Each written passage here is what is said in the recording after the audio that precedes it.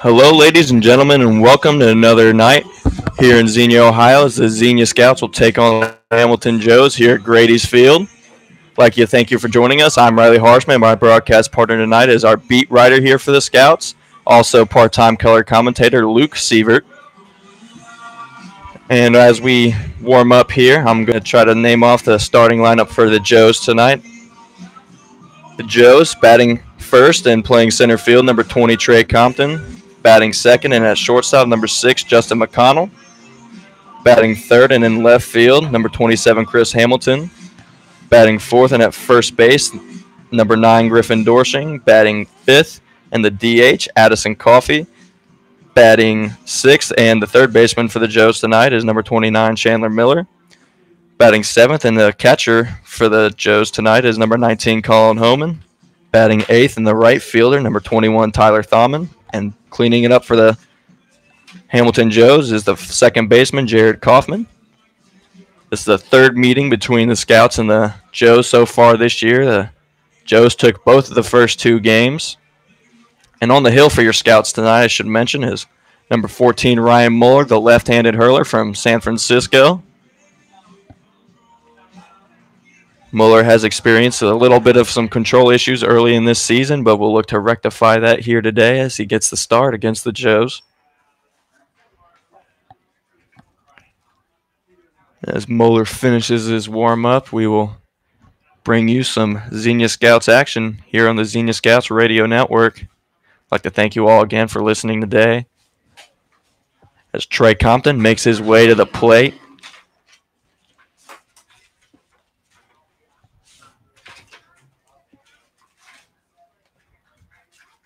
Trey Compton goes to Elmhurst College. He is from Mount Prospect, Illinois. Compton will take over the right-handed batter's box and will start out the game for the Joes as Muller winds and delivers. This ball is low and away for ball one. Put the count at 1-0 here to Trey Compton. As Muller winds and delivers again.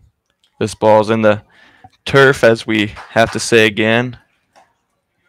If you guys forgot, Grady's Field is an all-turf field. No dirt, no real grass in sight.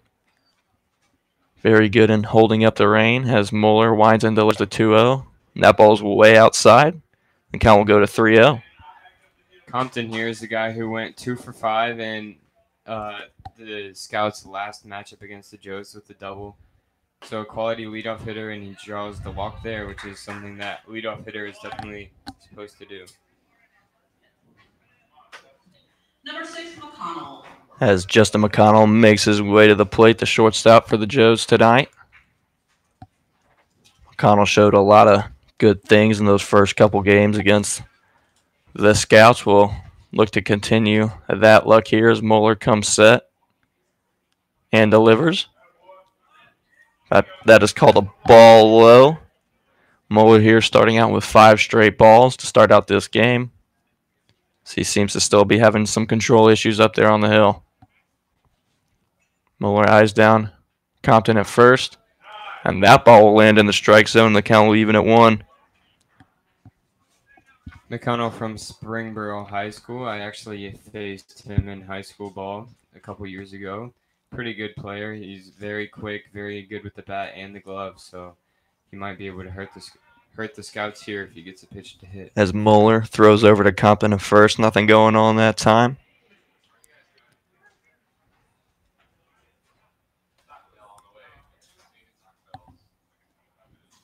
So McConnell goes to Wright State for his spring ball.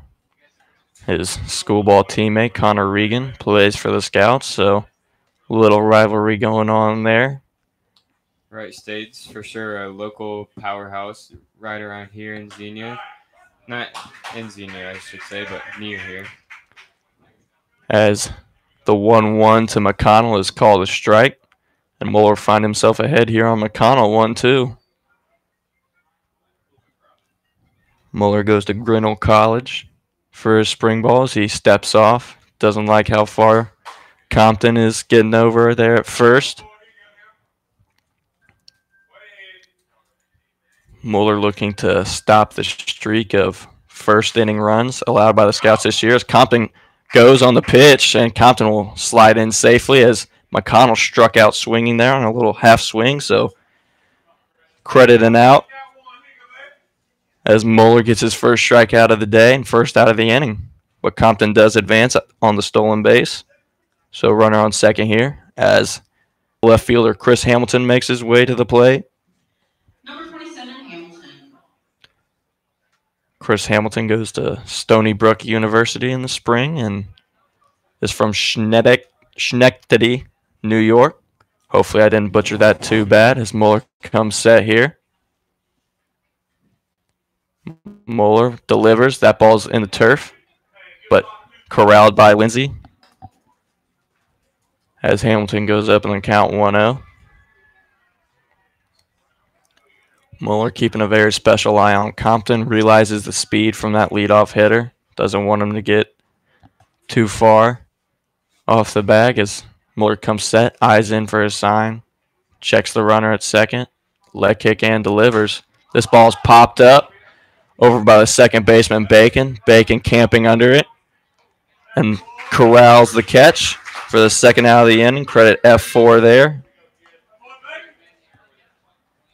As the big hulking Griffin Dorshing will make his way to the plate. We've mentioned this young man quite a few times in our broadcast against the Joes already. 6'4", 275 is Griffin Dorshing, the sophomore at Northern Kentucky University, native of Greendale, Wisconsin.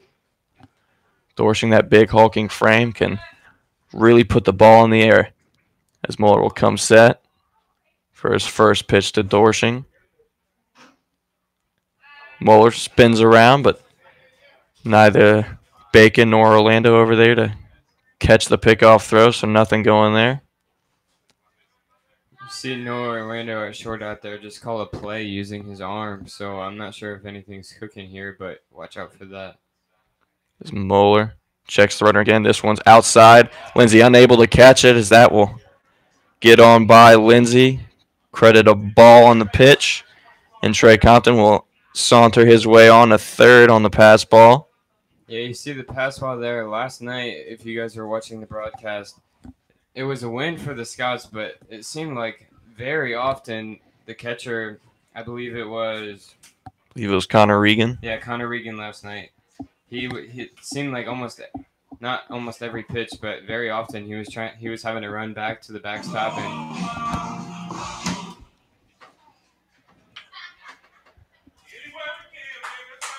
as the music starts to play here in the stadium, stopping that pitch from Moeller there.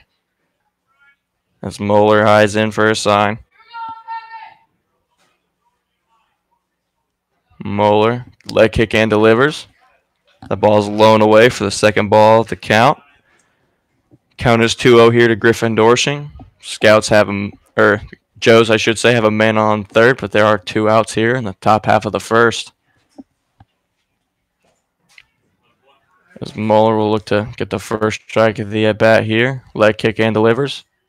That ball is low to Dorshing, and Dorshing will boast a 3-0 count here in his first at-bat of the day. Arizona State product Addison Coffee is on deck. He hit a big fly in the first pitch he saw in the first game in Hamilton that these Scouts played. And that pitch swung on and driven in between shortstop and the third baseman out to Luke Boylston in left field, and Dorshing giving the green light on 3-0 and rips a single and brings in Trey Compton. And another runner will score in the first inning against the Scouts, and I believe that has been done every game, Luke? Not every game, but that's the 6th game in a row. The only game in which it didn't happen was against these Joes in Hamilton on the first game of the season. So a 6-game streak now. Not something the Scouts necessarily want, but they will do their best to keep it at 1 here as Moeller's. That is swung on and driven way out to left field. And that is fouled, but if it was fair, that would have been a homer for Addison Coffee. And as Luke just mentioned, Addison Coffee hit a home run in his first pitch he saw in Hamilton about a week ago, and almost did it there again. As Coffee will take the long strike, count 0-1 to the DH Coffee. Mueller not too concerned about Dorshing over there at first. Breaking pitch missed outside, and the count will even at 1-1 to Coffee.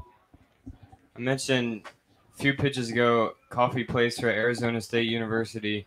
If you're not familiar with college baseball, that's a baseball powerhouse. They've had many major leaguers come out of that program, and I believe they've won a couple national titles. So obviously a good player here in Coffee. As the 1-1 pitch is fouled off by Coffee, and he finds himself down 1-2 in this count. Mueller will look to end this first inning here with Coffee as he finds himself ahead. Mueller leg kick and delivers. This ball is way outside. Count will even at 2.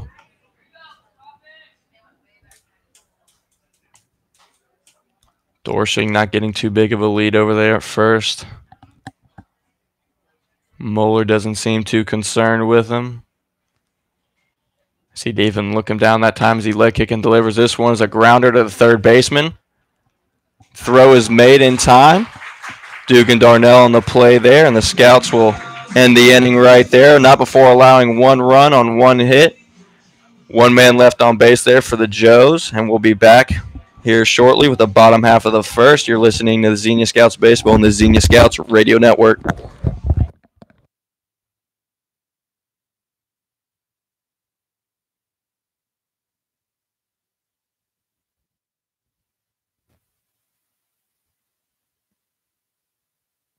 Do I?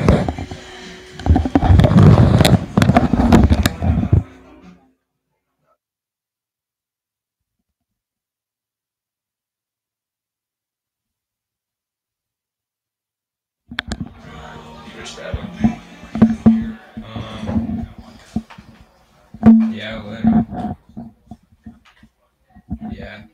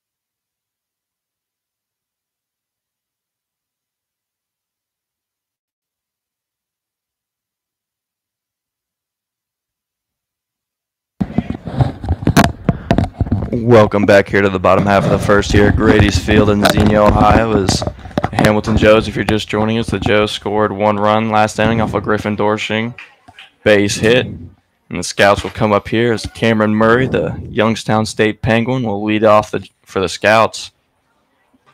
Yeah. That ball is pitched inside. Murray's been impressive so far this year. He has a couple doubles so far, and very speedy guy at the top of the order as well. Murray will take the 1-0 pitch for a strike, and the pitcher tonight for the Hamilton Joes is Donovan Thacker. If you listen to the second game of the season for the Scouts, you'll recognize Thacker's name as he went a complete game against these Scouts no more than a week ago, as that ball's in the dirt. Yeah, he pitched extremely well in that Xenia Scouts 4-2 loss in the second game of the year. And Thacker will wind and deliver. The 1-1 pitch is in the turf, or the 2-1 pitch, I should say, was in the dirt, and that will. Now Cam Murray will boast a 3-1 count here. Scouts recorded 10 stolen bases last night. Bubba Cates has talked about their aggressive base running. If Murray gets on here, you could see him steal, and he does right there with the leadoff walk. And that pitch was inside there, as my partner Luke mentioned, and Cam Murray will find his way to first base as Carter Boswell, the right fielder tonight, will make his way to the plate.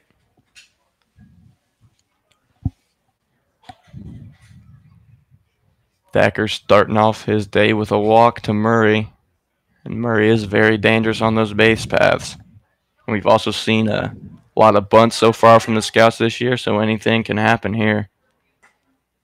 As that first pitch clips the outside corner to Boswell. Boswell will go down 0-1 in the count.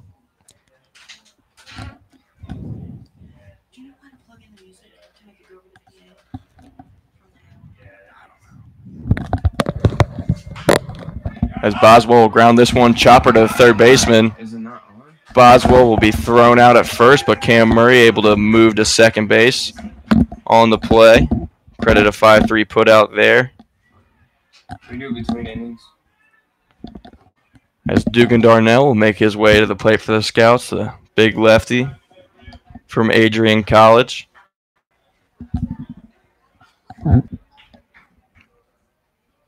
Darnell, native, Number 15, Dugan. as I said, at Adrian College, Michigan. Boy didn't have to drive too far to make his way to Xenia for the summer. As Darnell likes how Cam Murray's on second, we'll try to drive him in here and tie up the game.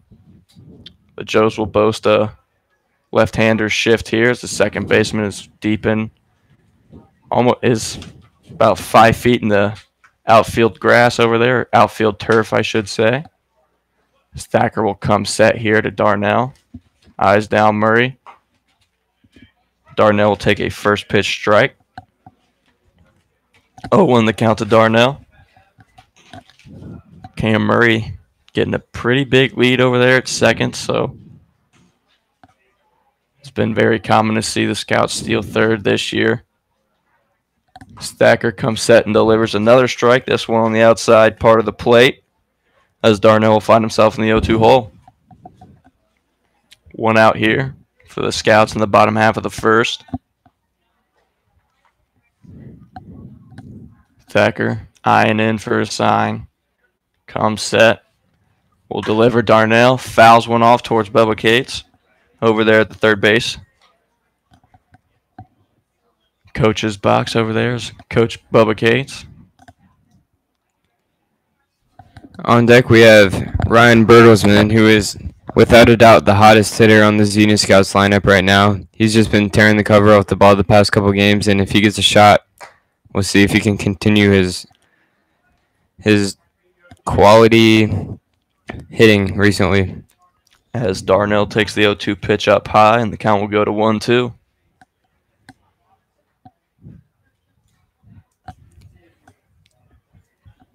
Darnell 6'2", 195 there in that left-handed batter's box.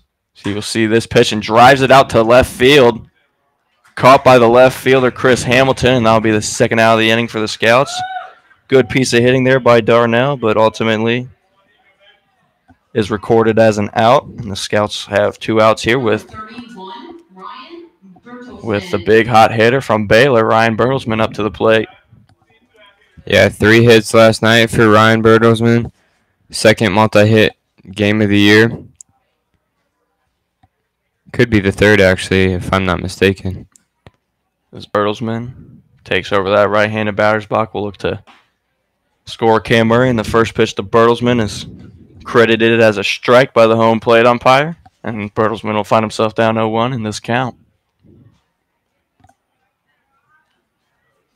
Bertelsmann's shown a great ability to hit to both sides of the field. As this pitch is fouled off by Bertelsmann, he'll find himself in an 0-2 hole. Here to Thacker. Bertelsmann, a Baylor guy, plays in the Big 12. That conference actually sent 2 of its teams to the College World Series that starts today, actually. Neither of Texas or Texas A&M, or Texas Tech, play today. They'll both play tomorrow, and they're both from the Big 12. I believe Baylor were the Big 12 champions as the 0-2 pitch is outside to Bertelsmann. Bertelsmann was a redshirt this year, so did not get to participate and play, but we'll look forward to having his chance in the spring. We'll look to build on his baseball abilities here in the summer with the Scouts as the 1-2 is in the turf. The count will even at 2-2 to Bertelsmann, the DH. Haven't seen him in the field yet this year, but has shown his great hitting ability, and we'll I'm sure he'll take that DH spot, batting cleanup. His Bertelsmann today.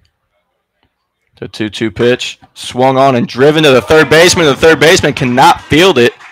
They call it the hot corner for a reason, folks, as Miller was unable to come up with that hot shot off the bat from Bertelsmann.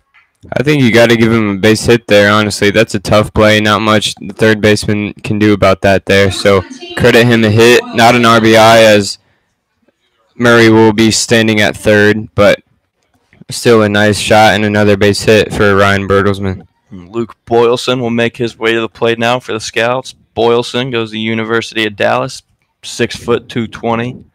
Frame will take over that right-handed batter's box as he hits a flare out to right field, and that will drop for the Scouts as Bertelsmann will make his way to third. Cam Murray will score. Luke Boylston with a single there. Credit him with the RBI. Number 24, Felix King. As Boylston will take over first. Felix King coming up for the Scouts now. King, the first baseman today, goes to the Masters College out in California. And the Scouts have runners on first and third here in the first. Quickly answered that one run by the Joes in the top half of the first as the first pitch to King is called a strike.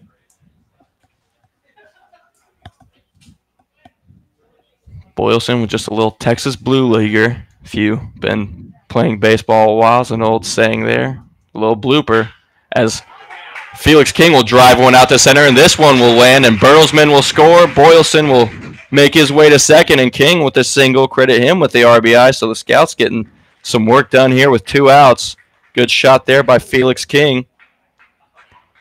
The Scouts offense just continues to impress. It's another great hit there by King, and they definitely have something cooking. They've already taken the lead this inning, and we'll see if they can build on that right here. Our scoreboard, ladies and gentlemen, credited an error on that Bertelsmann hit, but I will correct them here soon. That is, me and Luke seem to agree that that was a hit, but coming up for the Scouts now is the catcher, Jarrett Lindsay. As he has runners on first and second here with 2 down.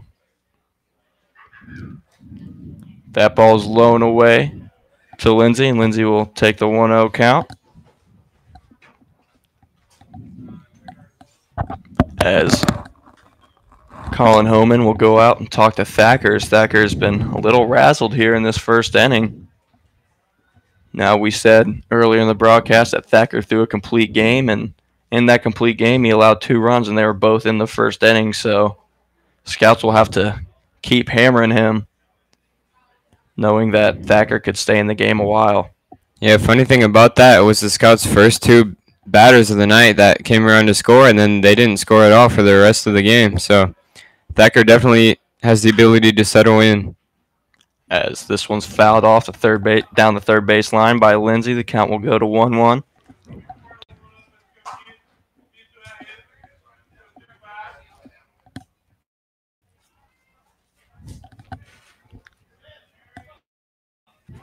$611.95 goes to Point Loma Nazarene University for his spring ball. It's a pitch from Thacker. This one's swung on and driven out to right field.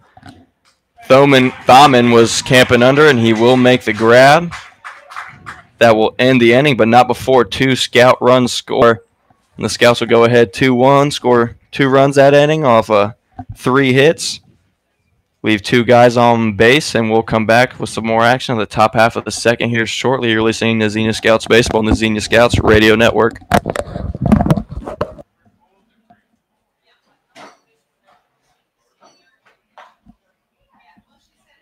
Did Bertelsmann have the RBI there? I forgot to write it down. No. King had one, and Boylston had the other, yeah.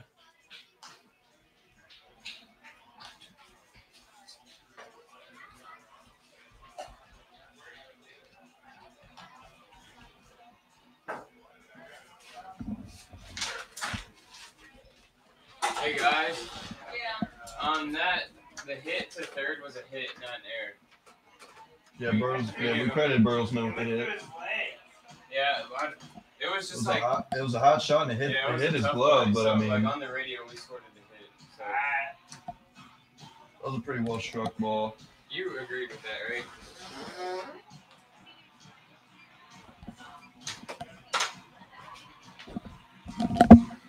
It's hard not to get annoyed at Travis sometimes.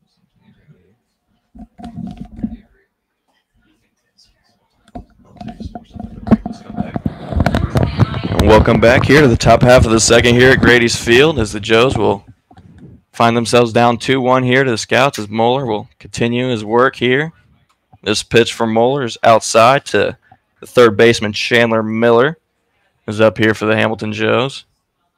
Moeller working quickly here, and this is grounded to Zach Bacon, the second baseman, and he will make the play for the first out of the inning. Credit a 4-3 put out there. Moeller getting started here quickly. Yeah, well, after last night's game when the Scouts took the lead, Diego Quinones told me that he started to feel so much more comfortable on the mound knowing that his team had that lead. We'll see if the same effect happens for Moeller right here. As Colin Homan will make his way to the plate. This one is swung on and driven out to left field. Luke Boylston camping under it, and he will make the grab. And 3 pitches and 2 outs here for Ryan Moeller here early in the second, as Tyler Thaumann will make his way to the plate for the Hamilton Joes. Number 21, Uman. As Tyler Thaumann goes to Miami University at Hamilton for his spring ball. As Moeller's first pitch to Thaumann is looked at, called a strike by the home plate umpire. Count will go to 0-1. Moeller working quickly here. Another strike there as count quickly goes to 0-2, and Moeller trying to have the quickest inning for the Scouts so far this year. This pitch will be swung on, popped up to right field, but Felix King, the first baseman, will camp under it, make the grab, and what a quick inning there for the Scouts as they'll go back and hit. How about that? 6 pitches right there from Moeller. That's a great inning right there for him. 6 pitches, no runs, no hits. And we'll come back with some more action on the bottom half of the second. You're listening to Xenia Scouts Baseball on the Xenia Scouts Radio Network. That's what we like to see for turning it out here. Yeah, very nice.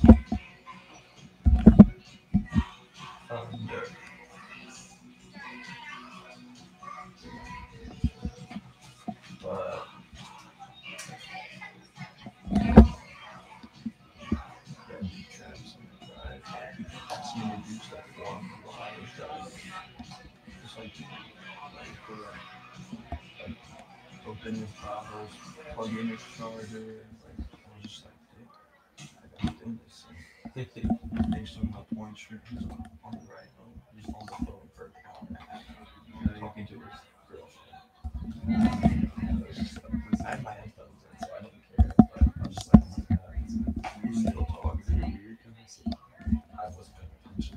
I had Sony headphones on. I had Culture One playing. Legit, like I didn't play that all the way through.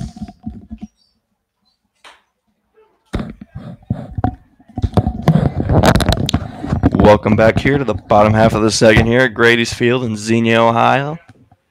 It's a very nice night out here tonight. We had some rain earlier. The drive over here had a lot of rain, but this turf field, rain doesn't really affect it too much. As we got a very nice night for some baseball. Not too hot, not too cold.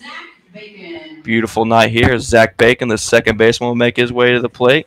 Yeah, it's predictable, but it's unpredictable, I should say, but this Ohio weather has been treating us extremely well these past couple nights.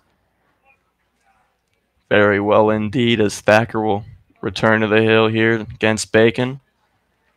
Bacon will take that first pitch for a ball, and Bacon, we haven't seen him get a hit yet this year, but we know, we've seen him in BP, we know he's got that ability. So this pitch will be low and away for another ball as Bacon will find himself ahead 2-0. Bacon plays his school ball with the Glenville State, located in West Virginia, as Thacker will the turf, and Bacon finding himself up 3-0. Last inning, Thacker walked Cam Murray to start everything off and will not look to do the same here as he winds down. This pitch is called a strike to Bacon as the count will move to 3-1. Bacon at Glenville State. His teammate Carter Boswell is playing right field tonight, so it's probably fun for them being able to play summer ball together after spring ball. As Bacon grounds this one to the shortstop, McConnell, and McConnell will make the play on Bacon. Credit a 6-3 put out there as the Joes will get the first out of the inning off Zach Bacon. And coming up for the Scouts now, the shortstop, Noah Orlando. And Noah Orlando's our player of the game in the win against the Graders last night. Showing a lot of flashing that leather, had a couple hits, a couple RBIs, a couple stolen bases, just doing everything he can for the Scouts team. Yeah, Riley, I spoke with him last night after that game, and he told me that he changed his approach at the plate and he got much better results. I'm not exactly sure what he changed with his approach, but it definitely was working out for him, so we'll see if he can continue that right here. First pitch to Orlando was swung on, looked at, and called a strike. As Orlando swings at this one, right back to McConnell. And McConnell will make the play on Orlando. Or another 6-3 put out for the Scouts this inning as the Joes get their second out. And Cam Murray will find his way back up to the plate not too long ago. Led off the inning for the Scouts in the first. As I mentioned earlier, he walked, eventually scored off that Boylston hit. And Murray, we've seen a lot of good things from him at the leadoff spot, able to get hits, able to get walked and find his way on base. So his first pitch to Murray will be in the dirt, or turf, I should say. He will look at that one for ball one. Murray likes to swing that bat around in a circle in that batter's box. His second pitch is called to strike. Count will even at 1-1 to Murray.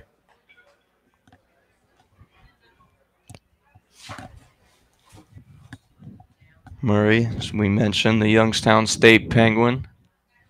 He will look at this one and he will look at that and be called a strike as he goes down 1-2 in the count.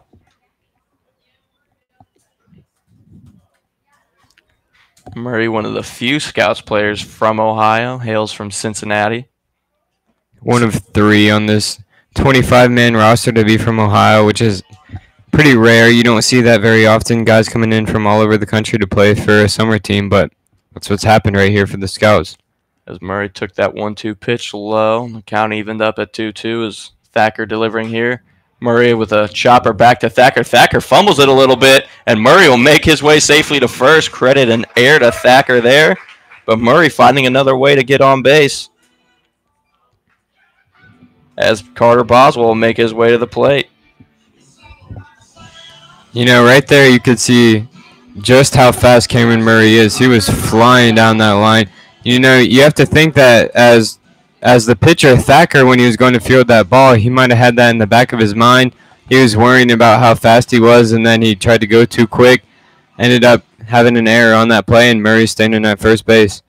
Boswell making his way to the plate now, grounded out to third in his first at-bat. Thacker comes set here. As Murray goes on the pitch, Boswell swings at that one. Murray will slide safely into second. Credit Murray there with the stolen base as he shows that speed. Now Boswell has a man on second in scoring position. Base hit could easily score Murray, knowing about Murray's speed. Ball to the outfield, anything can go there for Murray. Last night I talked to Bubba Cates about this team's speed, and he said that he believes that's their best weapon on offense. They don't have that many power bats, he said, but they're able to swipe bags, and a lot of other teams don't have that ability. As Boswell take that 0-1 pitch low in the turf, and count will even up at 1-1 to Boswell. Boswell from Aurora, Colorado. The 1-1 is grounded to the second baseman, Jared Kaufman. Kaufman will make the play on Boswell. Credit a 4-3 put out there. Scouts that inning, no runs, no hits. One man left on base, and we'll come back to you with some more baseball in the top half of the third. You're listening to Xenia Scouts Baseball on the Xenia Scouts Radio Network.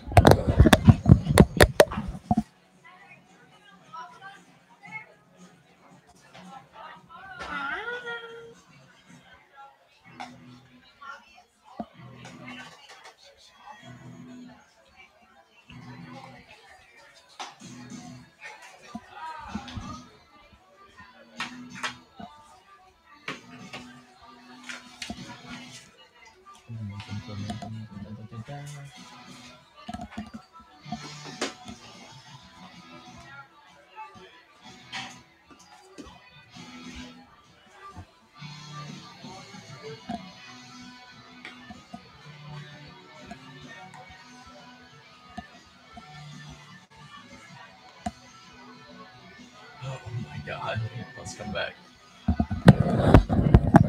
Welcome back here to Grady's Field here in Xenia, Ohio. As Ryan Muller will take the hill again for his third inning of work. Only threw 6 pitches that last inning. And will look to continue his little streak here. Worked very quickly that last inning. That last inning might have been one of the quickest I've ever seen, honestly. As that first pitch to Jared, the second baseman, Jared Kaufman, is low. Count a ball there. Kaufman did square around for the bunt. Pulled back for the ball as Muller gets the ball back. Kaufman will step in the batter's box, and Muller will waste no time starting his windup. That ball is high and away. 2-0 count here to Kaufman. And Kaufman might have a few buttons broke because sporting his chest out here today. As that 2-0 pitch is high and away again from Muller, and count will go to 3-0 to Kaufman. Muller wasting no time again from his windup. That pitch is in there for a strike. Count will go to 3-1 as Muller will look to come back in this at-bat. Muller wasting no time again. That ball is inside and low as Kaufman will take his spot at first base after that walk. And look to see Muller's pace slow down here as he will have to go from the stretch. As Trey Compton makes his way back up to the plate, scored the only run for the Joes today after he walked, had a stolen base, and reached third on a pass ball and was able to score on that Dorshing hit. Muller will come set here. Leg kick and delivers. That ball's high and away for ball one. If I remember correctly, Kaufman standing at third base is one of the guys on this Hamilton Joes roster that can really run. So, although Muller's a lefty, you never know what he could be doing over there. Kaufman gets his lead from first. Muller leg kick and delivers. Kaufman goes. Lindsey with the throw to second, not in time at all from Lindsey there as Kaufman easily slides in safely to second. Credit him a stolen base. Pitch there to Compton was a ball. As Jarrett Lindsey goes out there to talk to Muller.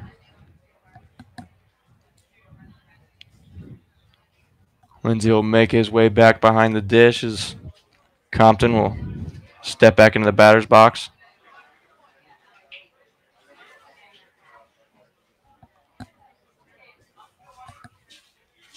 Muller spinning around. Yeah, you see Kaufman out there dancing around, probably trying to get in Muller's head right here. He knows what Kaufman can do on the base pass, so Kaufman's trying to mess with him right here, get in his head, so he's not focused on the batter. As Muller kicks and delivers. That ball is fouled off. And the count will go to 2-1 to Trey Compton.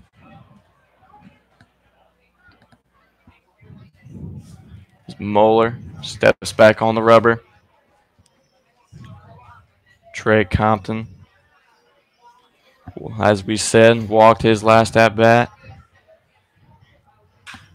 Compton airs this one out to right field. Murray diving for it out there in right, but no one able to come up with a grab. Boswell throws it in, and Compton will have himself a single. Kaufman will move to third. And now the Joes looking to get that run back here with no outs in the top half of the third. Number 6, McConnell. Justin McConnell will make his way to the plate. Struck out in his last appearance. And Connell, as we mentioned earlier, the Wright State Raider from Springboro, Ohio. Muller here finds himself in a bit of a jam. First and third with no outs. Muller comes set. Leg kick and delivers. That ball is swung on and driven out to right field. Boswell will not be able to make the play. Kaufman will score. Compton will move to second, and we have a tie ball game here at Grady's Field. You know, that's one of those hits that the batter doesn't get a hold of it at all, but he just manages to flip it out there to right field in the gap. And just falls in like you mentioned earlier on another hit earlier this game. Is just part of the game. Coming up now for Hamilton, Chris Hamilton. No relation there. Hamilton will make his way into the batter's box. Flew out to second baseman Bacon, I should say, his last at bat. There's still no outs here for Moeller. Breaking pitch clips the outside black of the plate, and Moeller will have a first pitch strike here to Hamilton.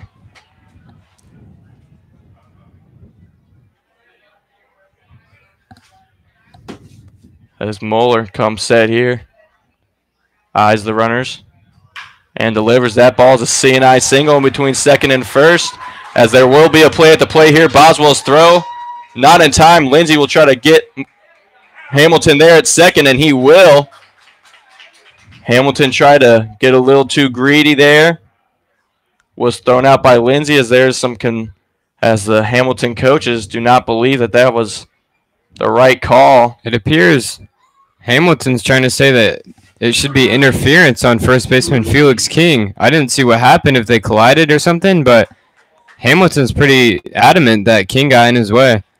As umpires will talk it over.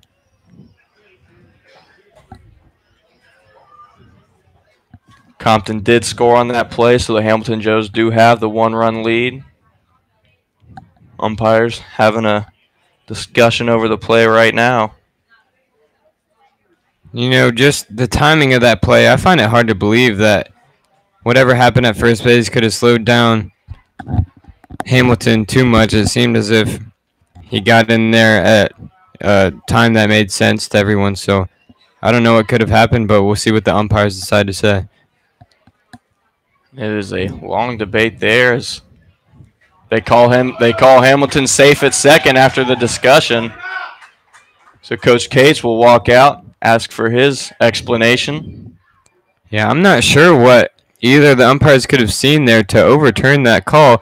They didn't call it right away. It seems as if the out call should stand. I'm not sure what one of them decided could change that call, but manager Bubba Cates not happy about that at all. As the field umpire was by second ready to make the call over there, the home plate umpire was at home plate waiting to make the call at home from Compton. So I don't know if there was. I'm not denying that there was interference at first base, but I do not believe either of the umpires could have been able to make that call.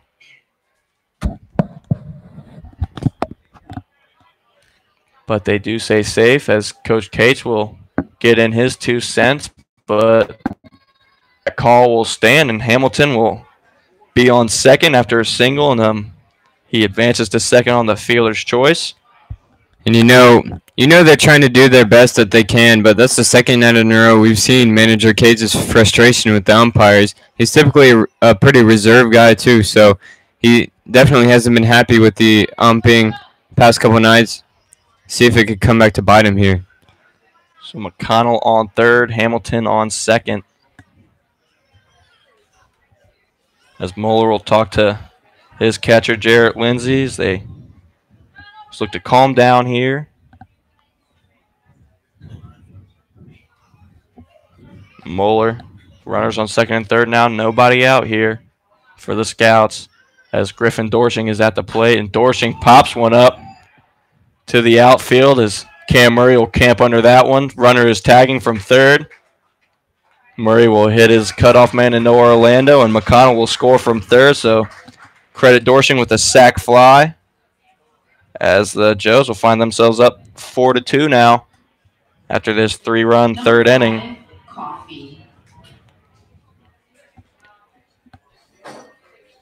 And worth mentioning, Hamilton did not move from second on that play. So runner on second here with 1 out for Ryan Moeller as he looks in to face Addison Coffey. Coffey grounded out to third his last time up. Coffey calls time at the plate. Didn't like how long Moeller was taking there at the rubber. As we'll get back to the action. Moeller eyes in for a sign. Look down. Hamilton over there at second will deliver. That ball is swung on and driven out to center field. This one's popped up way in the air as Murray will camp under it, make the grab again. Hit his cutoff man Orlando. Nothing doing that time as Murray will record the second out of the inning. Number 29, Miller. Coming up now for the Joes is Chandler Miller. Miller grounded out to second his last time up. Smaller got 2 quick outs here after allowing 3 runs this inning. Looks down Hamilton at second. Will deliver here to Miller, and that ball is up high. You know, although Muller did allow those 3 runs, it looked for a minute that Hamilton was going to be able to pile on even more. Muller's gotten 2 quick outs here, so it's definitely a good response to that adversity that he's faced. Muller comes set at the rubber here. Ready to deliver the 1-0 pitch. As he spins around. Didn't like how far Hamilton was getting off the bag, but Bacon, was the second baseman, was not over there, ready for the throws. Muller get back on the rubber and look to focus his energy on Chandler Miller. Muller comes set, eyes Hamilton, leg kick and delivers. That ball is low. Cal will move to 2-0 here to Chandler Miller.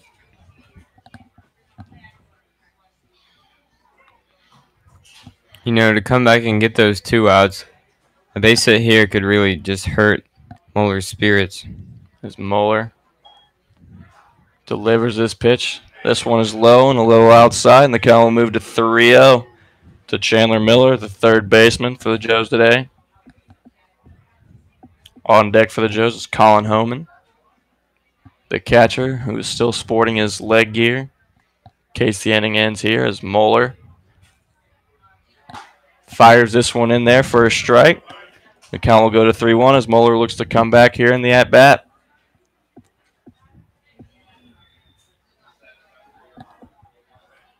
Muller gets his sign and comes set. Hamilton with a pretty healthy lead over there at second. This one is inside and low to Miller as Hamilton will take third on that pitch after moved by the catcher Jarrett Lindsay there, and the Joes will have runners on first and third here with 2 down here in the top half of the third. Colin Homan, as I mentioned, making his way to the plate. The catcher flew out of left field his last time up. And Muller still in a jam here. Runners on first and third, but he does have 2 outs. Now, if you're Muller, I think after that walk, you just got to come right at him, right at Hammond right here. Flew out last time.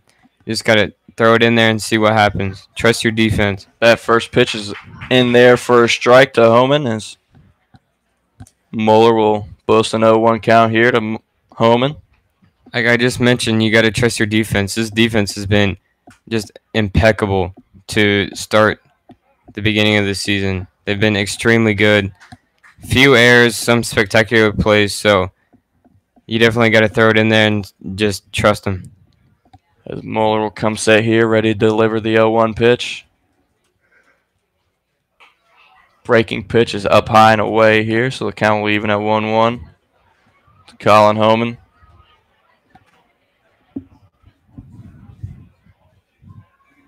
Homan goes to Northern Kentucky University. Muller will throw over to first here, nothing going there. Homan from Peninsula, Ohio. As I mentioned, he goes to Northern Kentucky University, as does the big hulking Griffin Dorshing. 2 teammates on the Joes as that pitch is from Muller is high and away. Lindsay having to stretch his arm as far as he can to grab that one as the count will go to 2-1. Good work there by Lindsay saving a run. He had to make a pretty tough effort to catch that ball and prevent it from going to the backstop, and he did just that. As Muller will throw this one high and away as well as the count will move to 3-1. It's been a tale of 2 innings right here for Ryan Muller. After last inning, 6 pitches, went extremely quickly, faced the minimum, and now this team's about to bat around if he can't get out of this right here. As Muller will leg kick and deliver this one's outside, and he will walk his second straight batter, and the bases will be juiced here at Grady's Field for the Joes. Hamilton at third, second, now Homan at first. Number 21, Damon. As Duke and Darnell and as Coach Cates will make his way out to the mound now. Whole infield coming in for a little meeting as Joes have 2 outs here with the bases juiced and the top half of the third. I don't believe anybody's warming up in the Scouts bullpen, so this is definitely just chat. Just to maybe restore his confidence a little bit, slow him down. Maybe Cates has an adjustment that he can make here so that he can come out and retire this last batter and the Scouts offense can take over. Coach Cates preaching to his infield here. Now talking to the right side of the infield. And Moeller and Lindsay as well, as Cates will make his way back to the dugout. Umpires will make their way back to their posts. So we will continue play here after the pitching meeting there. Bases are loaded with Joes here as the Scouts will play deep here in the infield, looking just to get the one out that they need to finish this inning as Moeller's first pitch is in there for a strike to Tyler Thaumann, the right fielder. Thaumann flew out to the first baseman his last time up. Moeller will come set here and deliver that pitch. That is a breaking ball, finding its way to the plate for strike number 2 as Moeller could get out of this inning right here. Now, if he can escape this jam, then Scouts' offense has been really good this year. They're definitely still in this game. As Moeller will deliver that one. That is popped up to the center fielder, Cam Murray, and Cam Murray drifting over it.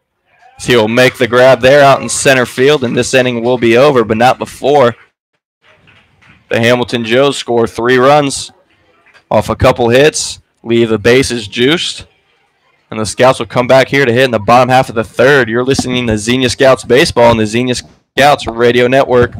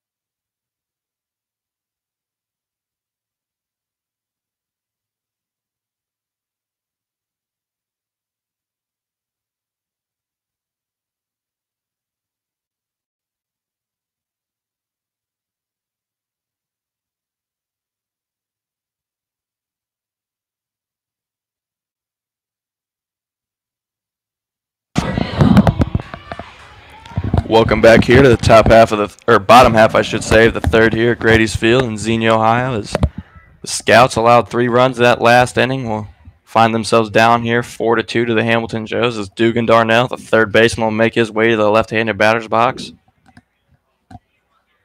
Darnell flew out to left field last time up. So you'll look at that pitch high and away. The count will go to 1-0 to Dugan Darnell. Darnell, Bertelsmann, Boylston do up this inning for the Scouts as Thacker will pitch that one. Looked a little outside, but the umpire deems it a strike as the count will even up here at 1 to Dugan Darnell. Thacker here with the wind and the delivery. That ball is low in the turf, and the count will move to 2-1. Thacker coming back pretty well last inning after allowing 2 runs in the first. And as we mentioned earlier, he threw that complete game earlier this year. So that pitch is away.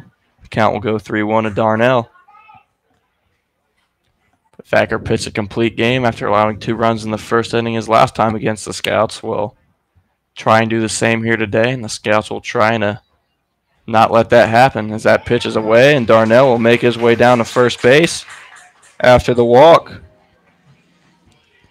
I feel like I say it all the time, but Darnell is another one of those guys who's very athletic on the base pass. Probably going to be aggressive here. You can attribute the fact that I say it just to the fact that there are so many athletic guys on this team, so many guys who can run, steal bases. It's definitely one of their biggest weapons for this offense. As Bertelsmann comes up to the plate, had that hard hit single last time up. As he swings on at this one, this is to the shortstop McConnell. McConnell will flip it to second base. Second baseman will throw it over to first, and the double play is executed by the Joes there. Credit the 6-4-3 double play to the Joes as Boylston will make his way to the plate. 2 outs here now in the bottom half of the third. Yeah, knowing Bertelsmann, he's definitely not going to be happy with himself after that at bat, grounding into a double play. Boylston up here had the first RBI of the game after a little blooper out to right field. His last time up. First pitch to Boylston is called a strike. This count moved to 0-1. Boylston boasts his big 6'2", 220 frame here in the right-handed batter's box as that pitch will be low and away. 1-1 the count to Boylston. Boylston goes to the University of Dallas. Plays for their ball club. Down there's that pitch almost hits Boylston, but able to get out of the way, and the count moved to 2-1. You know, that was up near his head, but nothing intentional there from Thacker. He just got away from him there. Boylston will swing on and miss that 2-1 pitch, and the count will even up here at 2. Boylston has shown a lot of power, shown he can hit the ball very well for the Scouts team as Thacker will wind and deliver, and Boylston will swing on and miss at that one for the third out of the inning. Scouts there, no hits, no runs, no one left on. And we'll come back to you with some more action at the top half of the fourth. You're listening to Xenia Scouts Baseball on the Xenia Scouts Radio Network.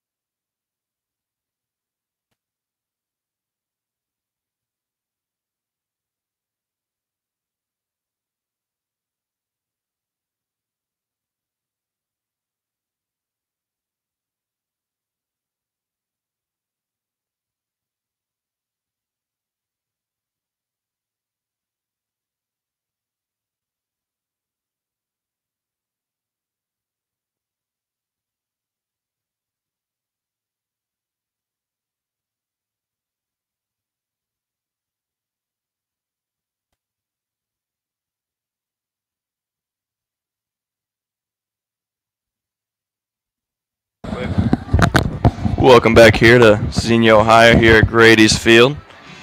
In baseball, success requires a combination of strength and conditioning. When it's time for the Scouts to work out, they head to Snap Fitness. Snap Fitness, the official gym of the Xenia Scouts. As Moeller will take back the rubber here in the top half of the fourth. We'll look to forget that third inning where he threw 27 pitches and allowed 3 runs. Moeller likes to keep that pace very fast when he goes from the windup. So Jared Kaufman here, who led off last inning, look to do the same here as he drives this one out to the gap in left center field. Boylston will track it and make the play there. First pitch, one out there for Ryan Moeller. That was a pretty well hit ball off the bat of Kaufman right there. Looks like it just hung up in the summer air a little bit, and Boylston was able to get under it. Boylston doing well to track that ball to his left, and the Scouts will have one away here in the top half of the fourth. Mueller here facing Trey Compton. First pitch here to Compton is in the turf, and the count will go 1-0. Compton 0 for 0 today, or no, 1 for 1 today. My apologies. Hit a single his last time up as he swings on this one. This one will land out in left field. Compton will look to 2, and he will make his way to second base there on the swing this left field there. Boylston unable to come up with a grab. That was a very well hit ball. Bounced just before Boylston, and Compton here with his second hit of the day. Looked like Boylston's throw there beat Compton to the bag, but it was just a bit off. Bacon had to leave the bag to go field it, and Compton was able to slide in safely. Runner on second here for the Hamilton Joes is Justin McConnell. Be up here at the plate. Singled in a run his last time up. Breaking pitch here. Does not catch the plate, and the count will go 1-0 to Justin McConnell, the shortstop. Also struck out today, so McConnell's 1 for 2 with an RBI on the day. Moeller looks back Compton at second. This pitch is low and inside. Count will go to 2-0 to McConnell.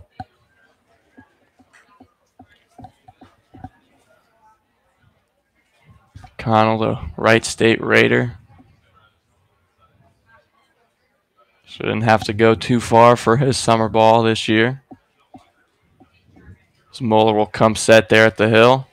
Leg kick and delivers. This ball swung on and missed by Justin McConnell. The count will move 2-1. So we've seen that speed from Compton earlier this year and tonight. So Jared Lindsay definitely has it in the back of his mind that Compton could be moving on any pitch here as Moeller comes set at the hill. Looks back Compton. Compton dancing over there at second. As Moeller steps off. Lindsay's one of 3 Scouts catchers we've seen this season, and all 3 of them have pretty good arms from behind the dish, but he believes in his ability to run, and we'll see if he uses it here. Leg kick and deliver from Moeller. McConnell will drive this one out to center field. Murray making his way under. Will turn around, make the throw. Compton will tag from second and make his way to third. 2 outs here for the Scouts. Murray having a busy day out there in center field. Although that Compton was able to tag up on that fly ball, McConnell does not get a sacrifice for that. It is not a sacrifice fly because you only get a sac fly when a man scores from third, and you also get an RBI there as well. So just a typical fly out in the book for Justin McConnell there. As Chris Hamilton will come up to the plate.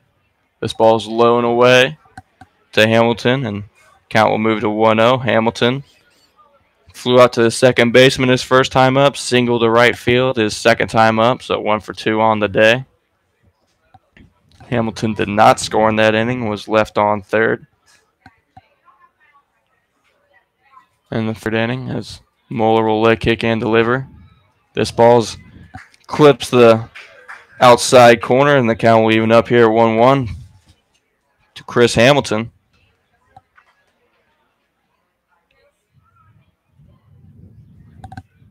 Moeller comes set here.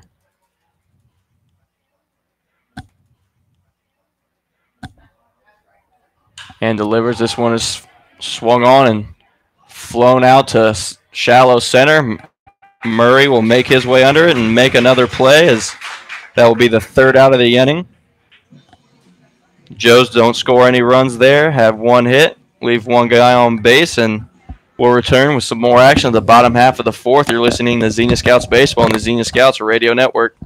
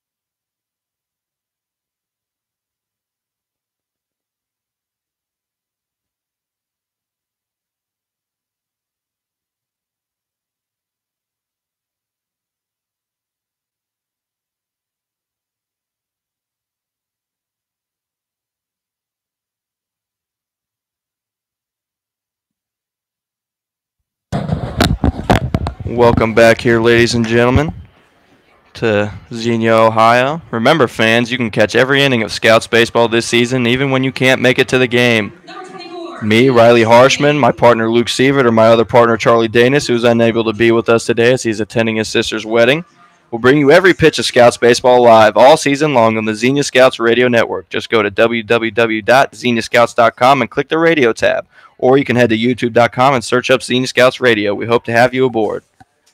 As Felix King will make his way to the plate and will swing on and miss at that pitch from Donovan Thacker. This count will go 0-1 to Felix King. King drove in a run his last time up. 1 for 1 on the day is King. So that pitch is low. The count will even up at 1-1. King goes to the Masters College for his school ball.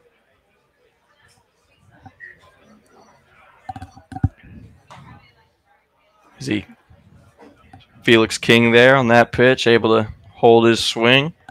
Count will move to 2-1. King likes to swing that bat around the batter's box, has an open stance as Thacker delivers this one. Clips the outside corner of the plate, and count will move to 2-2.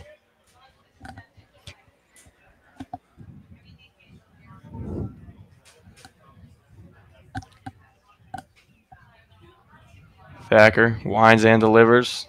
This ball's in the turf, and the count will come full here to Felix King as King will look to become a base runner one way or the other this inning for the Scouts.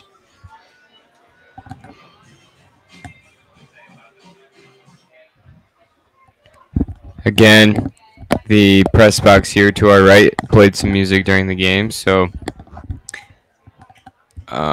King had to step out there. As Thacker will wind and deliver the payoff to King, and King will ground this one to third. King on his horse, but Chandler Miller able to make the throw in time, and King will find his spot on the bench as that'll be the first out of the inning as the catcher, Jarrett Lindsay, will make his way up. Flew out to right field his last time up.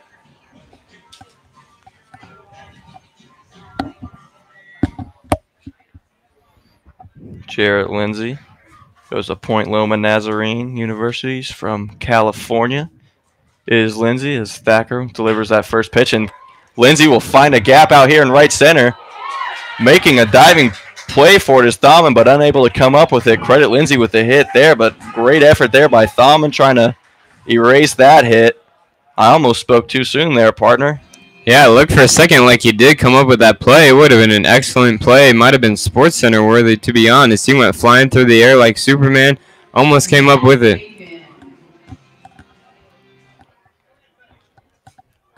As Lindsay will take his lead from first, and the second baseman, Zach Bacon, will make his way to the plate. That ball is low to Bacon as Homan throws down to first, but nothing going on there. Bacon grounded out to short his last time up and will boast a 1-0 count here.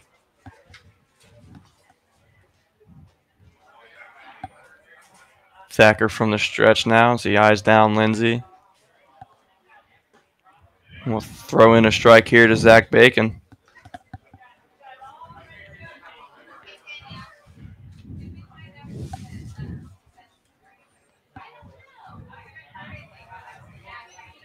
Thacker coming set here. Infield and double play depth as Bacon will foul that one off behind the plate. The count will move to 1-2.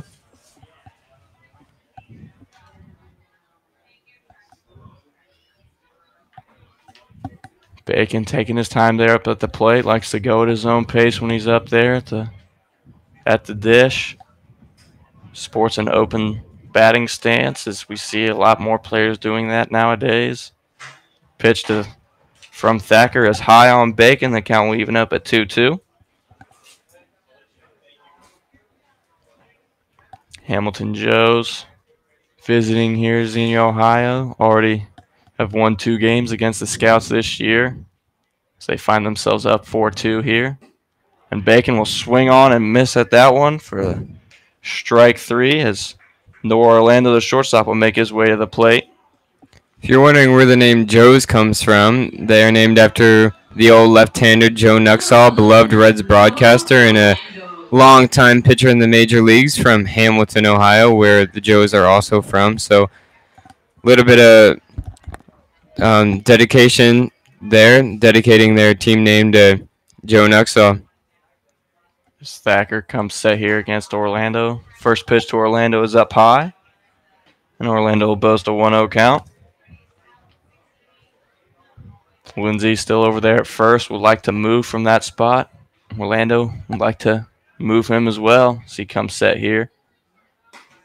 This pitch is low and away, called a strike by the home plate umpire, and the count will even at 1-1.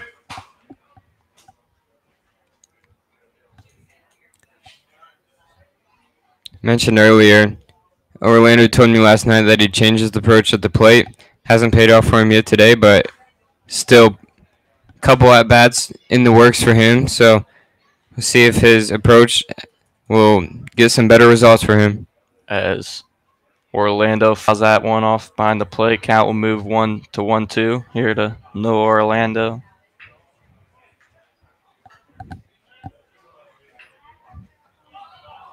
As Lindsay will run before a pitch is even thrown there, will find himself in a pickle. And Lindsay will be tagged out after a short little pickle there, and that'll be the third out of the inning for the Scouts. As Orlando will find his way up to plate at next inning, but not quite yet, as the Joes will look to continue their offense here as we go to the top half of the fifth.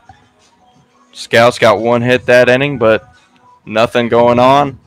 As we'll come back, some more action for you. This is Xenia Scouts Baseball on the Xenia Scouts Radio Network.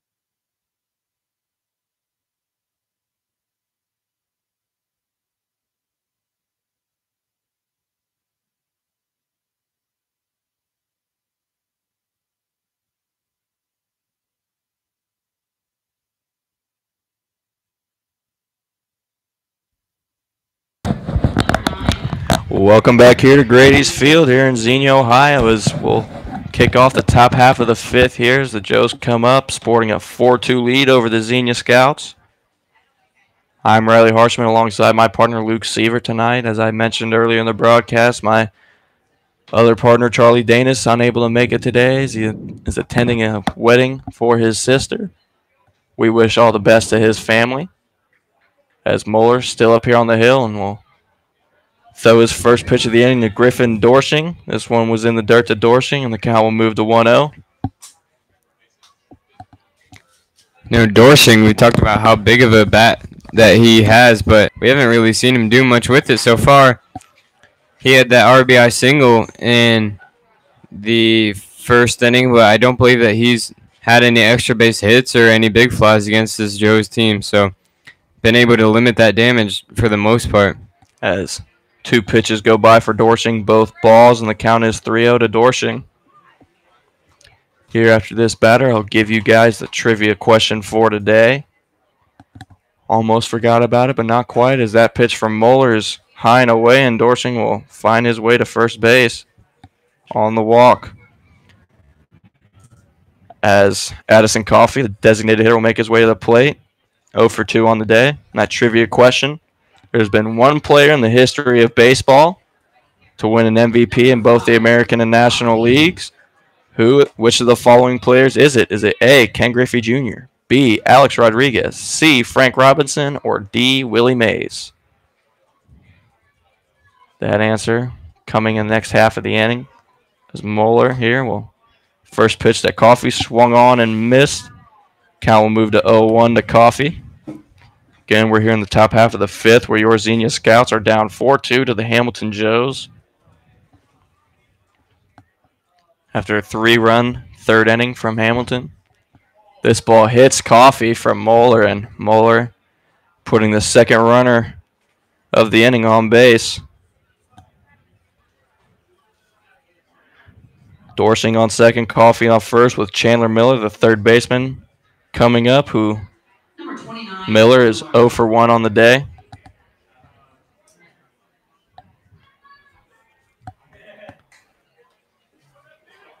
Chandler Miller goes to Trevecca Nazarene University and is native to Panama City Beach, Florida.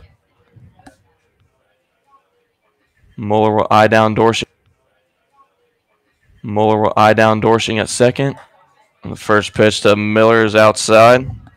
Count will move to 1-0 to Miller.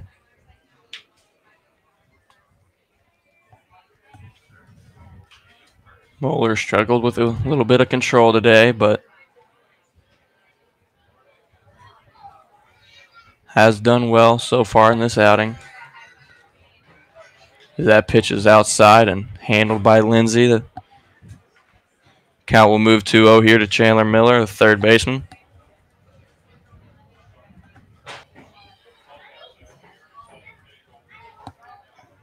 Lindsay going out there to talk to his hurler. Calm him down a little bit. His control has faded a little bit this inning. Wants to calm down his pitcher and try to get some outs here for his team.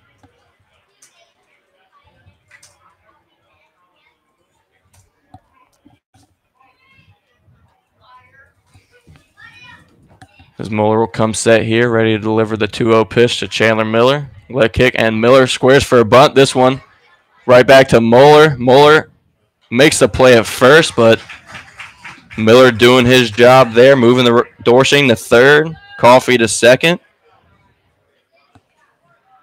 And the first out of the inning here for the Scouts comes via the sacrifice bunt, and now Colin Homan come to the play here with runners on second and third. Ducks on the pond, as they say. Mueller here, back in another jam. This ball is low and away in the turf here from Mueller, the 1-0. Now, we've talked about Joe's starting pitcher Thacker's ability to settle into games. If you're Mueller, you really don't want this lead to grow anymore because it can be tough. It's going to be tough for his offense to come back against Thacker. And the more that lead grows, the tougher it's going to get for them. And that pitch, the 1-0 pitch to Homan, is called a strike as Mueller will even up the count here.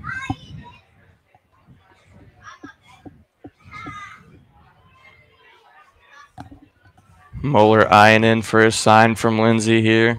Does not want to allow any more runs. Does Mueller. Leg kick and delivers this one. This one's fouled off by Homan, and the count will move to 1-2 as Mueller will look to set down Homan here.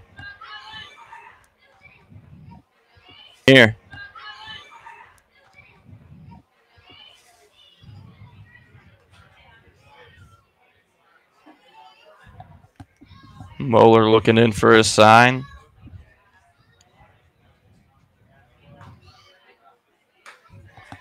That pitch is away.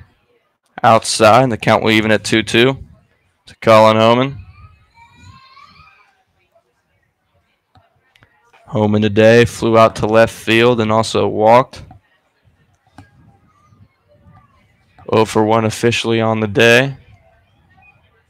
Mueller comes set, delivers the 2-2 pitch, is high and away, and the count will be full here to the catcher Colin Homan. Nice crowd out here at Grady's Field tonight.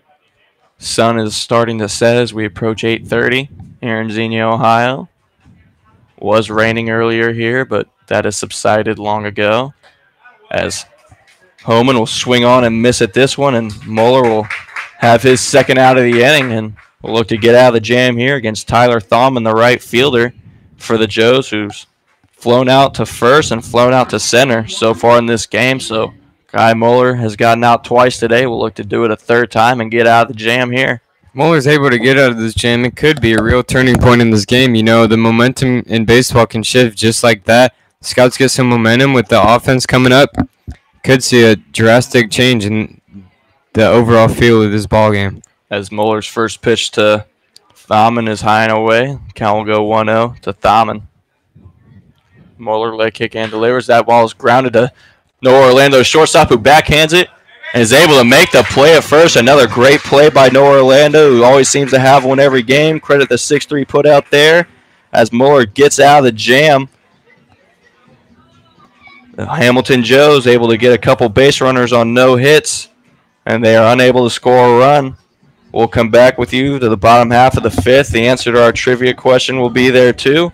You're listening to Xenia Scouts Baseball on the Xenia Scouts Radio Network.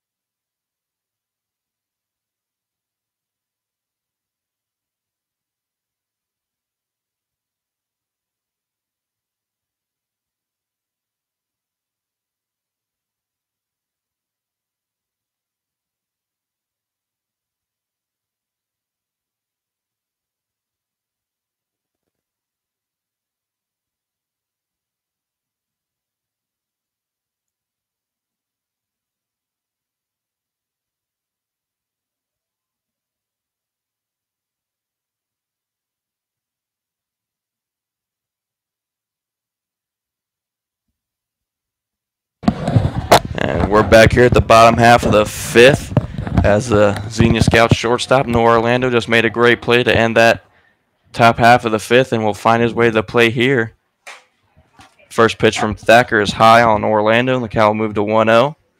And after Orlando's at bat, I'll give you guys the answer to the trivia question of the night.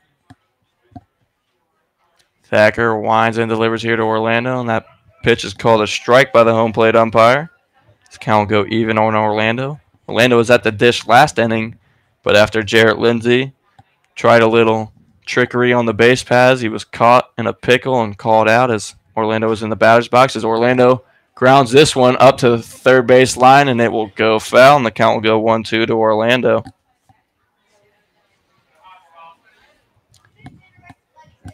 But yeah, Orlando had a 1-2 count there that last inning and escaped it because of the Lindsay out, and comes back up here, and his count is at 1-2 again.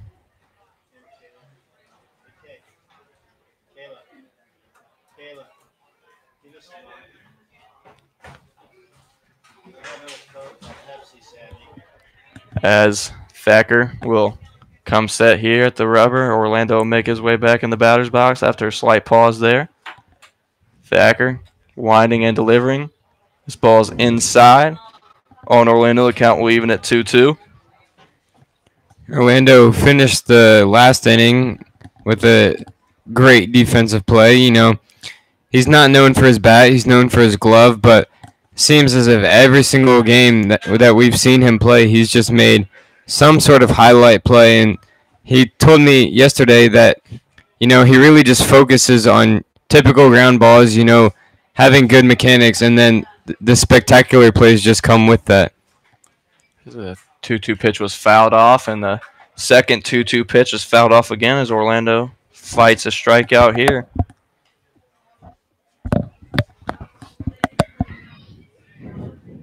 And Orlando really boasts that leather out there at shortstop. Has definitely found a home there for the Scouts. As he has proven he's one of the best gloves on this team. As Thacker will deliver the 2-2 pitch. This one's grounded up the middle. Justin McConnell, the shortstop, able to make the play. As the fans seem to think Orlando was safe at first on the play, and Coach Cates agrees with the fans as he's making his way out there, asking the base umpire what he was thinking. Orlando was booking it down the line, and McConnell took his time making that play. Orlando looks like he might have twisted his ankle or something too. He's kind of limping back to the dugout, treating that ankle pretty gingerly. So not quite sure what happened, but hopefully he'll be all right. As Cates will talk to that base umpire, and the base umpire consulting with the home plate umpire now, and they still call him out. So not much like that that meeting that the umpires had in the third for the Joes. That one was very quick, and they came to their answer immediately as Orlando is still out, and the center fielder Cam Murray will make his way to the plate.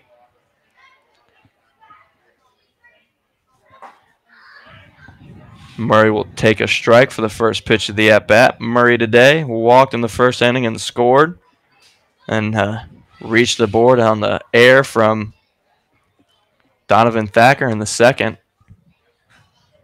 As that pitch, the second pitch to Murray is away. The count will even at 1-1.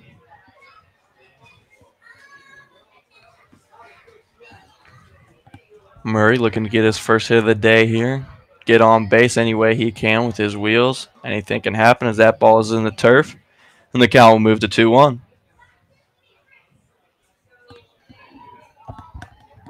Murray's been pretty busy out in center field today. Has quite a few putouts to his credit. You know, he has been in. I've talked about his. As Murray swings on and misses that pitch. I've talked about his ability to steal bases earlier today, but that speed also translates to a great glove out there in center field. He's able to track down a lot of baseballs that most center fielders wouldn't be able to do just because he has such great speed. As Thacker will deliver the 2-2 pitch here. Murray will swing on and drive that one out to right field. Murray with his first hit of the day. Around first base hard will stay there. And the Scouts have a base runner here in the bottom half of the fifth. Nice drive there by Cam Murray to the opposite field. As Boswell will make his way to the plate for the Scouts, 0 for 2 on the day. And let's get to that trivia question real quick. As I said, there's only been one player in the history of Major League Baseball to win the MVP award in both the AL and the NL. Which of the following players was it? Was it A, Ken Griffey Jr., B, Alex Rodriguez, C, Frank Robinson, or D, Willie Mays? Luke, who do you think? Well, you see, Riley, I'm fairly confident in this answer as well. I'm going to go with Frank Robinson. I know he was as Boswell will ground that one in between third and short. McConnell unable to make the play. Credit Boswell with the infield single. Not only was he one of the best baseball players of all time, but he was successful with both the Cincinnati Reds and the Baltimore Orioles. Actually, once he got traded from the Reds to the Orioles, that's considered one of the worst baseball trades that's been made in the history of the game. So I know he was great for both teams. I'm not 100% sure if he won an MVP for both teams, but that's going to be my final answer. And your answer would be correct, Luke. It was Frank Robinson won the MVP award with, as you mentioned, the Reds and the Orioles. Frank Robinson was also a 12-time All-Star. One of the best players to ever play the game of professional baseball. As Boswell got that infield single, as we mentioned, and now Dugan Darnell will find his way to the plate. As the Scouts have runners on first and second here in the fifth. That pitch is low to Darnell. Count will go 1-0 to Darnell. And Darnell today has walked in the third and flew out to left field in the first. So Darnell here with runners out there will like to move them or score them if he can. And a pickoff move over to second. Nothing going on. Murray able to get back quickly and safely. Thacker to even see the point and throwing the ball over there. Thacker from the stretch now. Eye in for his sign. We'll look down the runners at second and first. That pitch is outside to Darnell, and the count will move to 2-0. Darnell, the third baseman for the Scouts today. Also looking for his first hit, as was Boswell and Murray, and they both got theirs. Let's see if Darnell can make it 3 in a row for the Scouts. So that pitch is in the dirt and bouncing. The catcher, Colin Homan, unable to come up with it as Boswell and Murray will make their ways to second and third respectively. And now Darnell's got ducks on the pond, runners in scoring position, however you want to call it, here with one out in the bottom half of the fifth. Talked last inning about how if Moeller could get out of that jam, be a big turning point for Xenia, might pick up some momentum, and it appears that they have done that so far with runners on second and third and one out. Darnell will think about swinging at that one, but ultimately doesn't. The count will go to 3-1. Also, Riley, I'm not sure the exact numbers, but it seems as if this team has been able to come back from a deficit very often so far early in this year. Pitching hasn't been great. They've found themselves in some holes, but the offense has been able to work out of them and win a couple ball games so far this year. As the bases will go juice, as Darnell is walked, and Bertelsmann will make his way to the plate. Bertelsmann, as we said, is probably the most prolific hitter early on in the season for the Scouts. Will look to be there for his team as he has been all year at the plate. Base hit could score 2 here with Boswell on second. Boswell boasts some speed out there at second. First pitch to Bertelsmann is swung on and driven out to right field. Diving it for it is Thaumann, but cannot make the play. Murray will come home, Boswell will come home, and Darnell thought the play was made. Will be out at second, but not before Bertelsmann can drive in 2 runs there on the single. Great piece of hitting by Bertelsmann and just swinging at that first pitch and able to drive it. Credit Bertelsmann with tying this game up.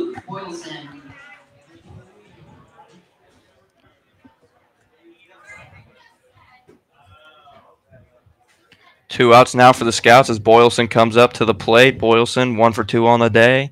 Hit a single in the first and drove in a run there. Bertelsmann the only runner on now at first base as Boylston will take that first pitch outside. You know, as we mentioned, Thacker threw that complete game, his last outing against the Scouts, and this time Scouts are able to score more runs than they did last time. Could be because they've seen Thacker already, know what he's got. I talked about it just a couple pitches ago, but I've just been amazed at the Scouts team's offense, their ability to come back after being down.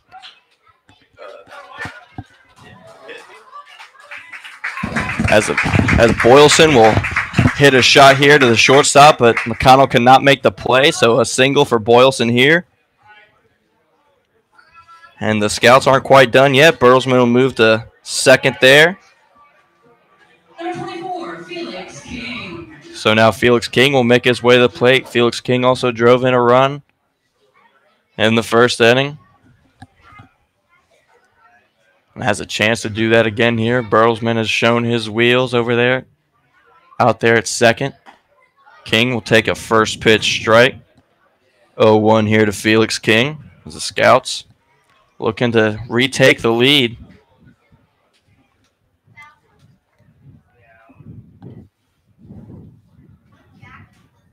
Thacker coming set here, coming from the stretch. Boylston at first, Bertelsmann second for the Scouts as King drives one deep to left field.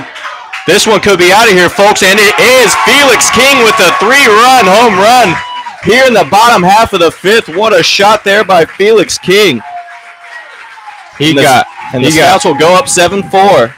The Scouts will go up 7-4. Sorry about that, Riley. He got all of that pitch, becomes the second Scout to hit a home run this year, both in this ballpark as he joins Truman Brown, who did it, I believe, on Tuesday night against the Lima Locos. So good for him to get a hold of that pitch, put the Scouts on top by a wide margin right here.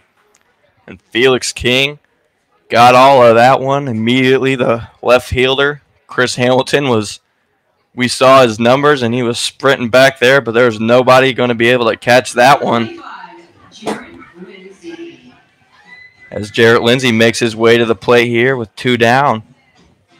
Bases are cleared because of the Felix King home run. Lindsay, 1 for 2 on the day. As Thacker from the windup again. This pitch will clip the outside corner of the plate, and the count will go to 0-1 Jarrett Lindsay.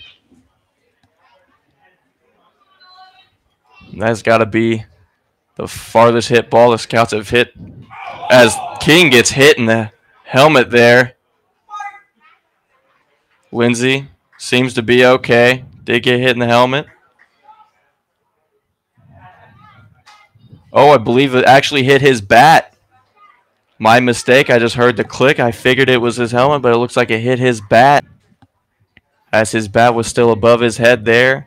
So a foul tip from Lindsey there. Not exactly what he wanted. So the count will go 0-2. You know, you might be wondering after that big fly if there's any funny business going on right here, but I don't believe that there is. I think that pitch just got away from Thacker right there. Just got a little bit of chin music there towards Lindsey, but nothing intentional. As Lindsey swings on and misses at that pitch, but it goes past the catcher home, and then Lindsey, with that drop third strike, will make his way to first base. Not the best of strategies, but one that can work with this big batter home, and then Lindsey, with that drop third strike, will make his way to first base. Not the best of strategies, but one that can work with this big backstop. Kind of half swinged at it, but went all the way around. Called strike 3, but Homan was unable to come up with a pitch, and credit Thacker with a strikeout, but not the out. You know, that can be frustrating as a pitcher, too. You work hard to get that strikeout, and then nothing to show for it. The runner still gets on. You still got to make some come back, make your pitches, and that can just be frustrating, especially after a long inning like this in which the Scouts have scored 5 runs. And the second baseman, Zach Bacon, has made his way up to the plate, took a first pitch ball, and the second pitch has been fouled off. Count is 1-1 to Bacon as Joes have someone working in the bullpen now as Thacker's let this inning get away from him. 5 runs of cross for the Joes this inning after the Felix King 3-run shot and a couple RBIs from Bertelsmann as well. As Bacon will swing on, this one will stay in play in the foul area. Right fielder Thaumann making his way to it and unable to make the play. Banged up against the fence there. Hope Thaumann's all right, and he's immediately up and moving. That's good to see. Thaumann, that's a scary play when you go diving over towards a fence like that, and the count is 1-2 to Bacon. You know, you got to respect Thaumann for going all out every play. I believe that's the 3rd or 4th time we've seen him lay out for a ball. No regard for his body. He's just trying to make the play for his team. Definitely got to respect that. Great team player is Thaumann, putting his body on the line to try to get outs for his pitcher. As Bacon will see another pitch here. Count is 1-2 to Bacon. Bacon's still looking for his first hit on the day. That pitch is called strike 3 to Zach Bacon. And that will end the Scouts inning. But the Scouts with a big 5th inning here, scoring 5 runs on, let me count them up. 5 hits. They leave 5 hits. They leave 1 runner on, and they will take a 7-4 lead on the Hamilton Joes into the 6th inning. You're listening to Xenia Scouts Baseball on the Xenia Scouts Radio Network.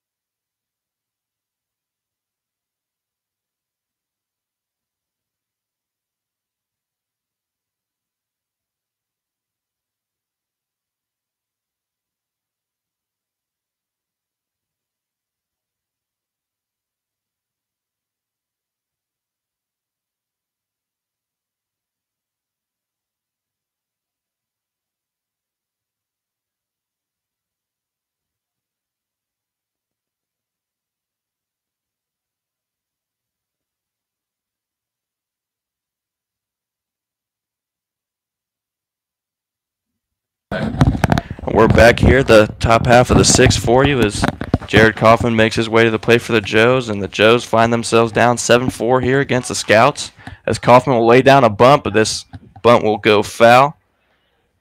So strike 1 to Jared Kaufman there. Ryan Muller's still on the hill for the Scouts as he's had a couple innings of some struggle here, but has ultimately gotten the outs he needs. Has done a very good job so far today, allowing innings of some struggle here, but has ultimately gotten the outs he needs. Has done a very good job so far today, allowing 4 runs on 5 hits.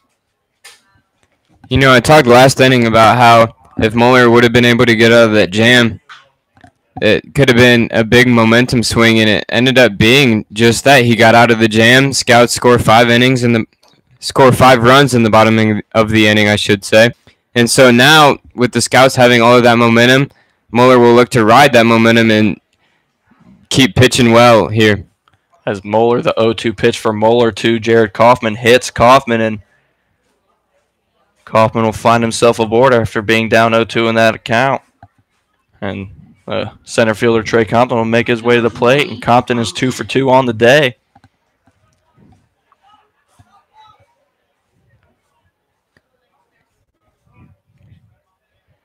Moeller here coming from the stretch. We've seen some control issues from Moeller, but ultimately been getting outs very well as that first pitch is swung on and missed by Compton.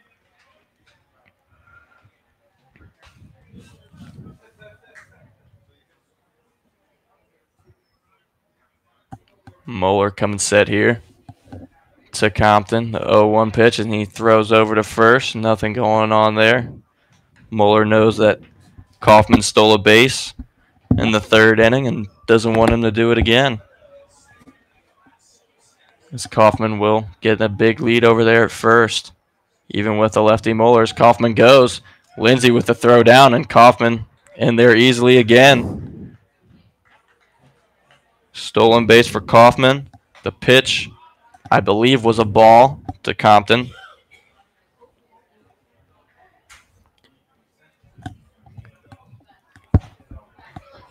As Moeller looks at Kaufman over there at second. Got a very big lead. Had to do a swim move. Slide into second there. No throw there by Mueller, so I'm not entirely sure he was trying to get Kaufman out there at second. He was just trying to keep him honest after he had that extremely big lead. Mueller will eye down Kaufman again and step off the rubber. So Mueller not liking what Kaufman's doing on the base paths here. Mueller will come set again, try to throw a strike here to Compton. As that ball swung on and driven out to center field, Murray sprinting back. Makes the over-the-shoulder catch. What a play by Cam Murray, but Kaufman able to tag the third on that. What a play by Murray. Sprinting back, able to make the play. And the Scouts get their first out of the inning. Great play there by Murray. Like I was talking about the last time he was at bat, he has that speed that goes both ways. Helps him on offense, definitely helps him on defense, as you saw right there. He's able to make that great play, checking down that ball, going a long way to do so. You know, we saw straight numbers after that ball was in the air from Murray and able to make the grab. As a first pitch to Justin McConnell's in the turf. Count will go to 1-0 to McConnell. Shortstop for the Joes, and McConnell is 1 for 3 on the day. Singled and scored a run in that 3rd inning. McConnell will swing on at this one, and Orlando will try to make the play, and he will not be able to make the play. Oh, and the umpire will call him out, actually, at first. As a Scouts broadcaster, I honestly thought McConnell made that, but nonetheless, he will score that run. Kaufman will score on that, and the 6-3 put out for Orlando. You know, although that was a questionable call, it goes down in the scorebook as an out, which means that that's just another great play from Noah Orlando over at short. And Mueller will have the bases cleared now. He's allowed 1 run this inning. So that bounces to Jarrett Lindsey there. It's Chris Hamilton up now for the Hamilton Joes. 1-0 count to Hamilton, and Hamilton tonight 1 for 3 as well. He singled and scored a run in that 3rd inning as well. As Hamilton gets hit by that pitch from Mueller, and Mueller allowing another base runner via the hit by pitch this inning. As the big hulking Griffin Dorshing will make his way to the plate. Singled in an RBI in the 1st inning, I should say, and walked his last time up. As Coach Cates will make his way out to the mound. He looks out to the bullpen. And he does have a hurler out there, and it looks like whoever that hurler is will make his way out to the mound. Moeller's day is done after he throws 5 2/3 innings of work. Good outing here from Moeller, and we will believe is Andrew Verbrugge coming into the game for the Scouts now. That did end up turning into a pretty good outing. The Scouts got out of Moeller. Like we talked about earlier in the broadcast, gave up a run in the first inning like Scouts pitchers have been tending to do lately, but he ended up settling in pretty well. He's in line for the win right now if the Scouts bullpen can hang on. So Moeller's day is done after 5 2/3. He allowed 5 runs on 5 hits today. And we'll be back after a short break here. We're going to let Andrew Verbrugge warm up, and we'll be back when he's ready. So you're listening to Xenia Scouts Baseball on the Xenia Scouts Radio Network.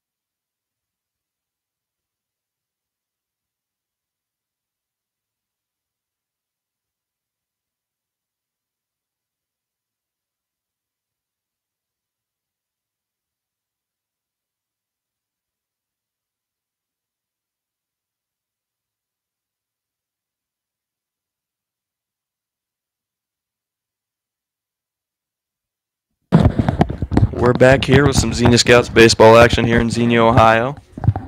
As Andrew Verbrugge has just taken the hill after Ryan Moeller's day is done. Verbrugge here with 2 outs and a man on first, and facing big Griffin Dorsing, and Dorsing will swing on and miss at the first pitch from Verbrugge. And something we've seen from Verbrugge's outing so far this year is he boasts some nice off-speed pitches and will look to gain control of them here tonight as the second pitch is fouled off by Dorsing, and Dorsing finds himself down 0-2 to Verbrugge. Yeah, I don't know if you can tell on this broadcast, but Verbrugge is a guy who uses a multitude of arm slots. He can throw over top pretty hard, and he can also throw sidearm. So it's really tough as a hitter to pick up where his arm's going to be, and that can make it even harder. As Dorsing strikes out looking on a pretty breaking pitch from Verbrugge, and Verbrugge will throw 3 pitches in that inning, get the last out, and that'll be it for the top half of the 6th as the Hamilton Joes scored 1 run on no hits and leave 1 man on base. And we'll come back to you with some more action at the bottom half of the 6th. You're listening to Xenia Scouts Baseball on the Xenia Scouts Radio Network.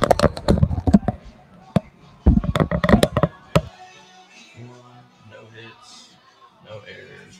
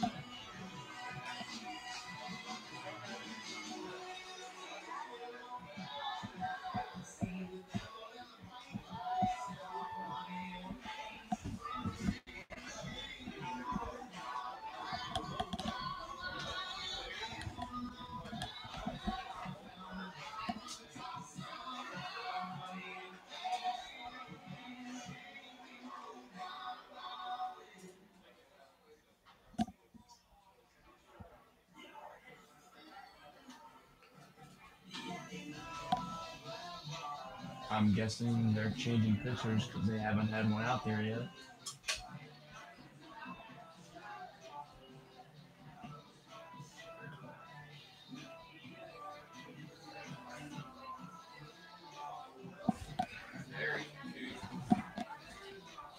Thacker's day is done. I would just like to know who their pitcher is, though. They wouldn't mind.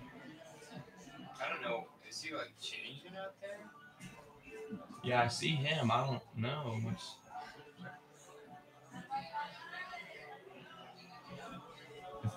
If that is him, like, yep, here he comes. Trying to get his number. I see a 3. Is he taking his cup out? Maybe 30. 30? Is it 30? 30 on me like in Curry? No, it's 30 Scott Carter. 30 Scott Carter. It says he's an outfielder, but I guess he pitches. I don't know. It says he's an outfielder. I guess he pitches. I don't know. That's 30, so see if they got a. It's not Middendorf. I could. Yeah, where's Scott Carter? There's no way it says Scott Carter's 6'1", 180. Number 30, Grant Williams. Okay, there we go, Grant Williams. He's just got the wrong jersey on. Maybe that's why that was all transpiring. Yeah. Maybe he forgot his jersey.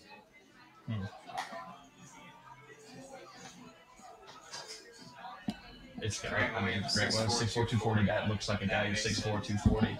So there's no way that the other guy at 30 was. Yeah, he was. He says he's an outfielder, 6'1", 185. There's just no way. So it's 30 Williams. Yeah. I'm gonna come back. Just come back when you're ready. Welcome back, ladies and gentlemen. I'm Riley Harshman alongside my partner tonight, Luke Sievert.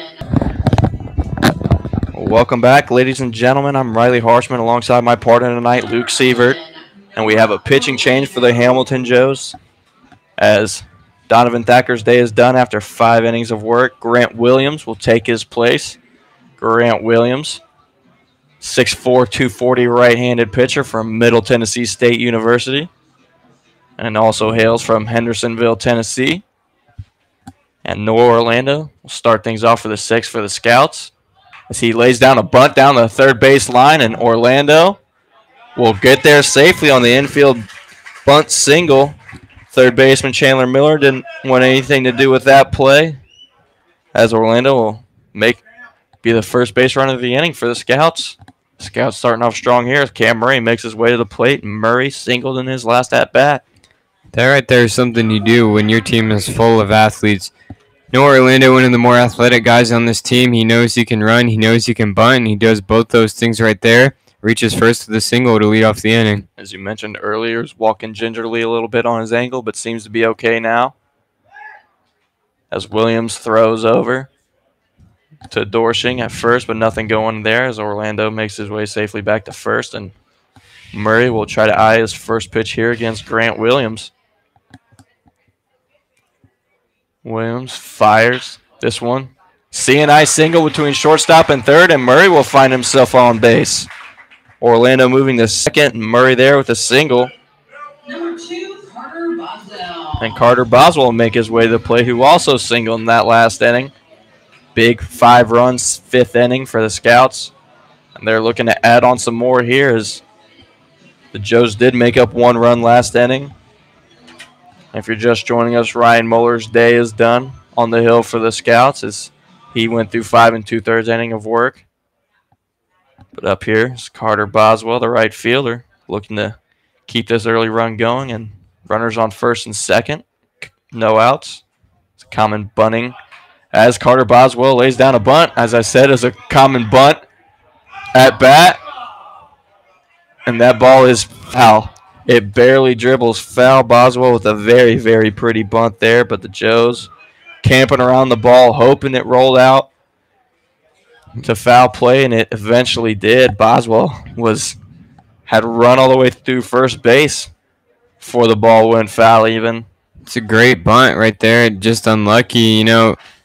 It's a situation where you would expect a bunt, and he did it perfectly. It just managed to roll foul a little bit. Lucky break for the Joes, but we'll see what happens now. Boswell in the box for the 0-1 pitch. Lays it down again. This one will stay fair as Homan with the throw, and Carter Boswell is safe at first, and the bases are juiced with Xenia scouts. Boswell, that's two bunt singles in the game in this inning, I should say, for the Xenia scouts. Just preaching to that athleticism that Bubba Cates was talking to me about earlier this season. As Dugan Darnell makes his way to the plate, and Coach Andy Grissom of the Hamilton Joes will make his way out to talk to Grant Williams, who's allowed 3 base runners already this inning in his first inning of work. Darnell today has walked twice, flew out to left field in this first at-bat of the day, and Darnell will look to get his first hit of the day with the bases loaded. Noah Orlando occupying third, Cam Murray second, and Carter Boswell occupying first. As an infield meeting adjourns here for the Joes, everyone will go back to their spot.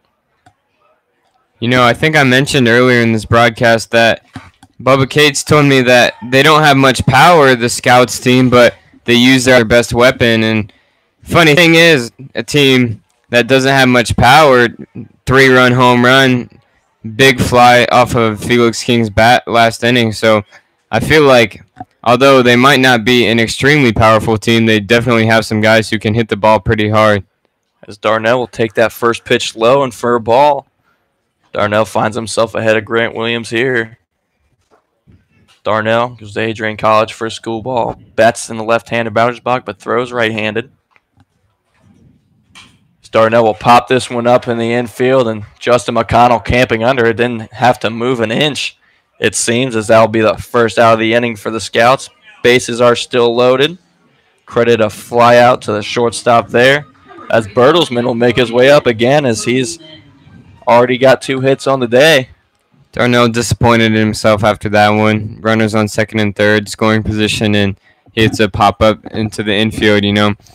That's just how the game works sometimes. You swing at a pitch, and it just doesn't go as planned. Bertelsmann swinging at that first pitch. It's something we've seen a lot from Bertelsmann today and in this season. Likes to swing at that first pitch. Worked for him last time right there. He fouled it off. So Bertelsmann will go down 0-1 in the count. Bertelsmann from Waco, Texas, goes to Baylor University. Big 12 powerhouse, as we've mentioned. And Bertelsmann has shown how great of a hitter he is. We'll look to get some more RBIs here as that ball is curved into the strike zone there, and the count will go 0-2 to Bertelsmann. Something else we've seen from Bertelsmann, he's so even-keeled on the baseball field and the batter's box. Doesn't seem to get phased by too much. The 0-2 count does swung on and misses at that one. And Bertelsmann will strike out swinging there for the second out of the inning. And Luke Boylston coming up for the Scouts now. Number 17, Luke Boylston. Boylston 2 for 3 today with a couple singles. Got an RBI and with a chance for some more RBIs right here. Bases are loaded with no outs earlier in this inning, and quickly the Joes have gotten 2 outs here. Boylston will face Grant Williams for the first time. The first pitch is in the turf. To Boylston, the count will go to 1-0. We saw how a pitcher escaping a jam can lead to some momentum on the other side at the other half of the inning for his team's offense with the Scouts in that last inning. And if Williams can get out of this jam here, might lead to some momentum on the offensive side for the Joes. As Boylston fouls that one over to the left side of the field. Count will even up here 1-1 to Boylston. Boylston has shown his abilities with the bat pretty well so far this season for the Scouts. We'll look to continue that and add on to the Scouts' lead with 2 outs. Pitch to Boylston. This ball is high. And Boylston will go ahead 2-1 in the count.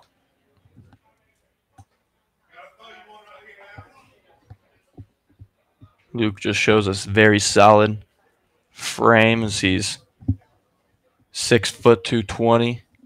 Produces a lot of power from that bat as that one is fouled off. calling home and thinks he can make a play, but this one is out of play. And the count will even at 2-2 to Boylston, and Boylston here with 2 strikes, but as the saying goes, it only takes 1 to get a hit. So Boylston. This will be a big pitch right here. If Williams can get out of this inning unharmed, it could be a real turning point in this game. Boylston could also add on to the lead here as the pitch is coming. That ball is high. The count will go to full.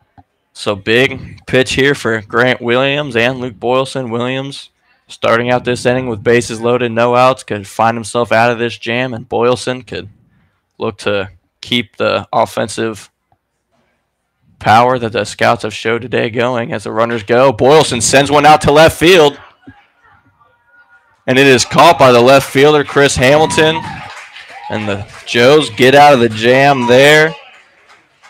The Scouts are unable to score a run off 3 hits, leave 3 runners on, and we'll come back with some more action in the top half of the 7th. You're listening to the Xenia Scouts Baseball on the Xenia Scouts Radio Network.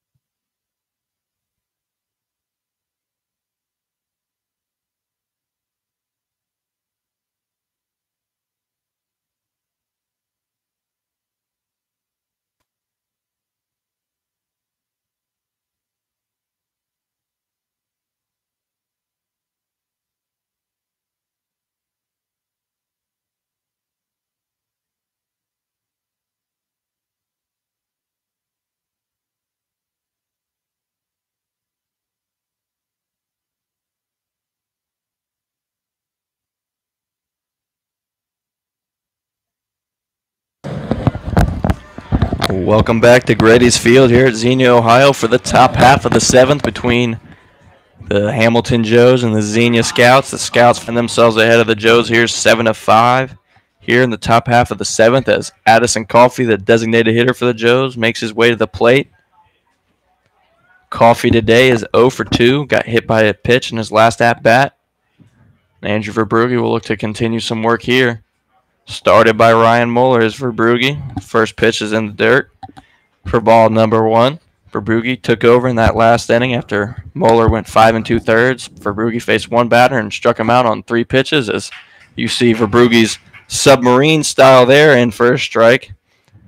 My partner Luke Seaver mentioned last inning that Verbrugge will feature 3 different arm slots: submarine, sidearm, and overhand, as Verbrugge will deliver this one out. This is hit by Coffey out to right field. Boswell camping under, and he will make the play. Boswell with the put out there, F9 in your scorebooks, and that'll be the first out of the inning for the Scouts. Verbrugge looks to work with minimal pitches as he is on a pitch limit this summer due to some injuries he has accrued. So Verbrugge looking to stay healthy, but doing very well so far this season for the Scouts as that pitch is swung on and driven out to right in the foul territory. Verbrugge will take the rubber back. Verbrugge goes to Hillsdale College for his school ball. He winds and delivers that submarine pitch. That one's just a bit outside. The count will even at 1-1. Verbrugge working quickly out of the windup here as that pitch is low in the turf as the count will go to 2-1. You know, last night we talked about Tom Flesser, Scouts pitcher, who's 6'5". He uses his height. As that pitch from Verbrugge is looked at and called a strike, count 2-2. He uses his height to really drive down that mound and gets batters out by throwing hard. Verbrugge here, he has the ability to throw hard, but he focuses more on being deceptive with those arm slots and his off-speed pitches. as the 2-2 pitch from Verbrugge was a ball. Count full as Coffee here, or Miller, I should say, grounds out to the shortstop, Noah Orlando there. And the second out of the inning for the Scouts.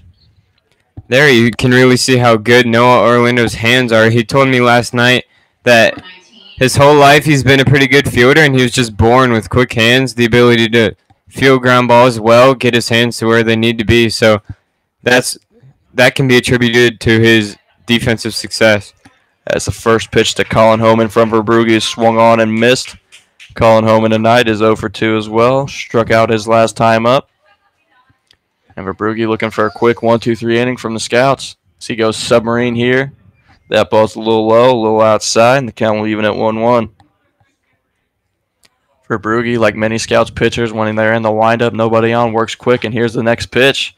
And that is fouled behind the plate as the count will go to 1-2 to Colin Homan, the catcher.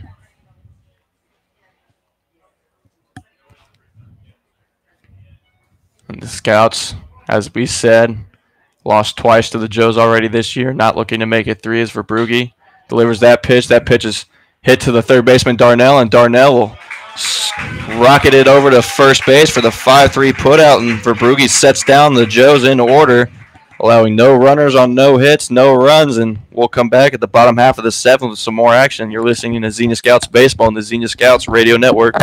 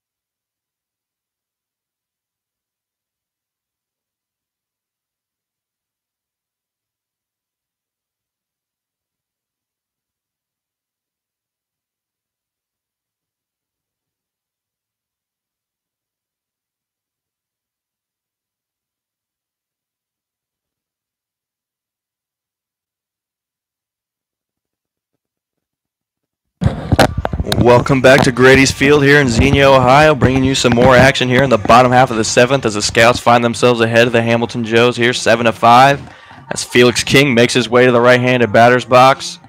And Felix King in his last at-bat hit a 3-run home run. It's a big fly there. King looking to continue his stellar day as he takes a strike on the outside corner there. Count will go to 0-1 to King.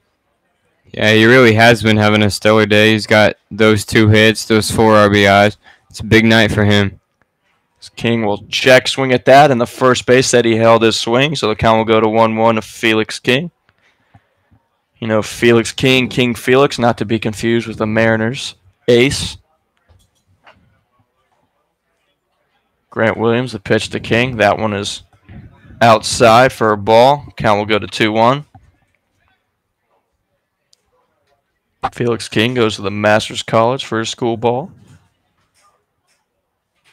King swinging on and missing that one. Count will move to 2-2 there.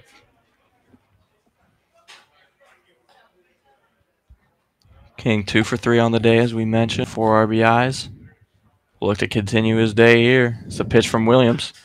Swung on and fouled off by King, and King will fight to stay alive here. And in the 4th inning, King grunted out to third, but not before he had a 6th pitch at bat. So doing very well of doing some type of job in the batter's box today.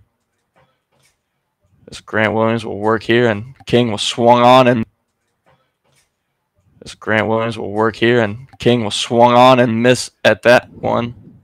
And that'll be strike 3 to King, as King will make his way back to the dugout, and Jarrett Lindsay will find his way up to the batter's box. Lindsay today is 1 for 3 on the day, but still reached base after striking out up to the batter's box. Lindsay today is 1 for 3 on the day, but still reaching out his last at bat. Had that drop third strike, reached the backstop, and Lindsay made his way to first easily. The first pitch to Lindsay, that ball is high and inside. Count 1-0 to Lindsay here.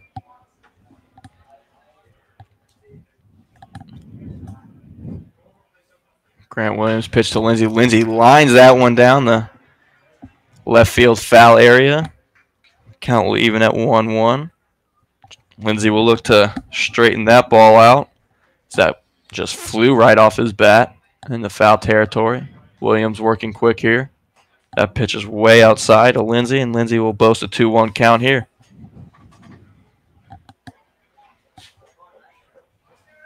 Williams gets his sign, starts his windup, and delivers. Lindsay, a moonshot in the foul territory down the left field side. So the count will even at 2-2. I still don't think that ball has landed yet. That ball went straight into the air. Quickly, we lost vision of it because of our setup here in the press box. That ball just going sky high as Williams works the 2-2 to Lindsay. Lindsay will look at that pitch, and count will go full. As we said, it's a very nice night here in Xenia, Ohio. The sun has disappeared from the skies. The lights are on, providing the light for the field. So Lindsay check swings that one, fouls it off. And he will fight to stay alive here in this full count as Lindsay will look to get another hit on the day and start out this Scout's 7th inning. Williams with the delivery here. Another foul tip by Lindsay. And one thing I've noticed about the Scouts offense is they're getting base hits, but they're also working into counts very well. Multiple guys working into full counts. We've seen some guys get walked because they were able to work the count, and it's just great offense all around. As Will Lindsay fouls off another pitch, and he will see his 9th pitch of the at-bat here. Lindsay doing a very good job of eating into Williams' arm here. You know, that can be frustrating as a pitcher as well when you just keep fouling off pitch after pitch. You got to keep making pitches as a pitcher, like throwing them in the strike zone, and with three balls, you can't miss. It's Williams, the payoff pitch, and Lindsay will hit a CNI single in between the shortstop and third baseman. So that ball will go out to left field, and Lindsay, after working that count beautifully, able to get a hit for himself. Very good piece of hitting right there by Lindsay. It's one of the best at-bats I've seen this entire Scout season, and it just results in a single. No RBI or anything, but still probably one of the best at-bats I've seen this year. Lindsay able to work that count there and get on base as the second baseman, Zach Bacon, makes his way up. Struck out twice today. Bacon looking for his first hit. That pitch is in there for a strike to Bacon as the count will move to 0-1. You know, it can be really frustrating as a hitter when you don't start off the season as you planned. This obviously isn't an ideal start of the season for Bacon, but he still has plenty of time to turn it around, and he might start doing that right now. As the 0-1 pitch to Bacon is low and away, and the count will even up at 1. Lindsay over at first will try not to get into a pickle as he did in the 4th. Over at first bases. Bacon swings on and misses at that pitch, and the count will move to 1-2 to Bacon.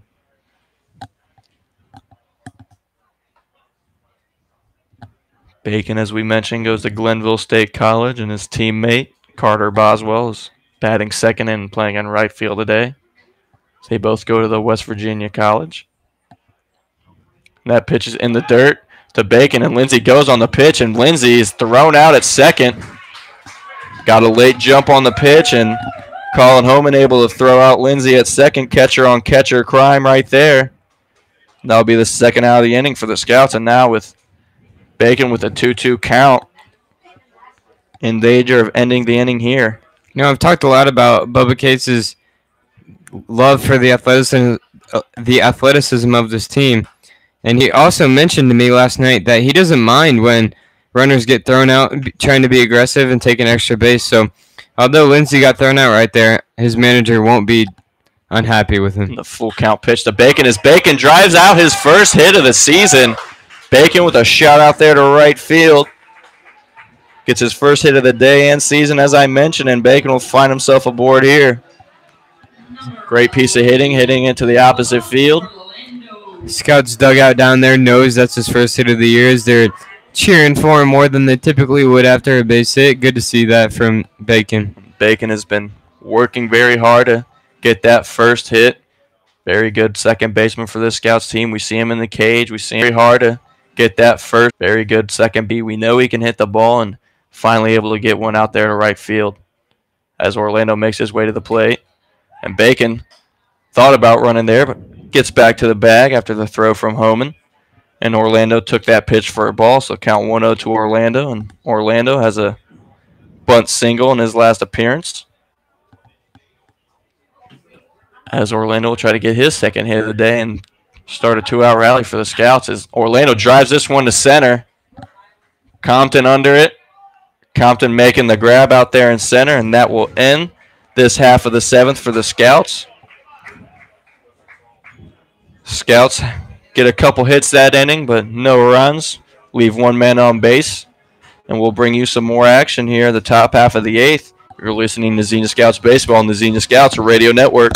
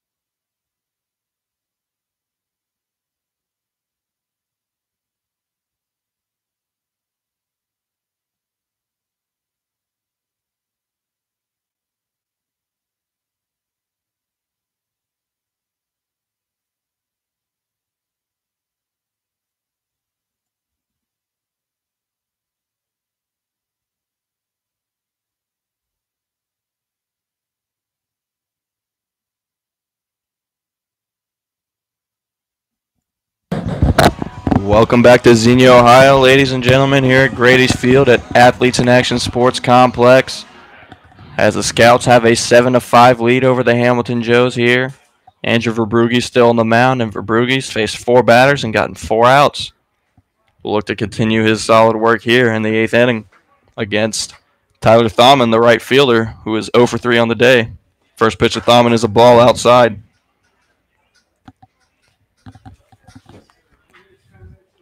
Verbrugi will pitch from sidearm here, and this ball is fouled behind the plate. Lindsey able to find it, tracking it.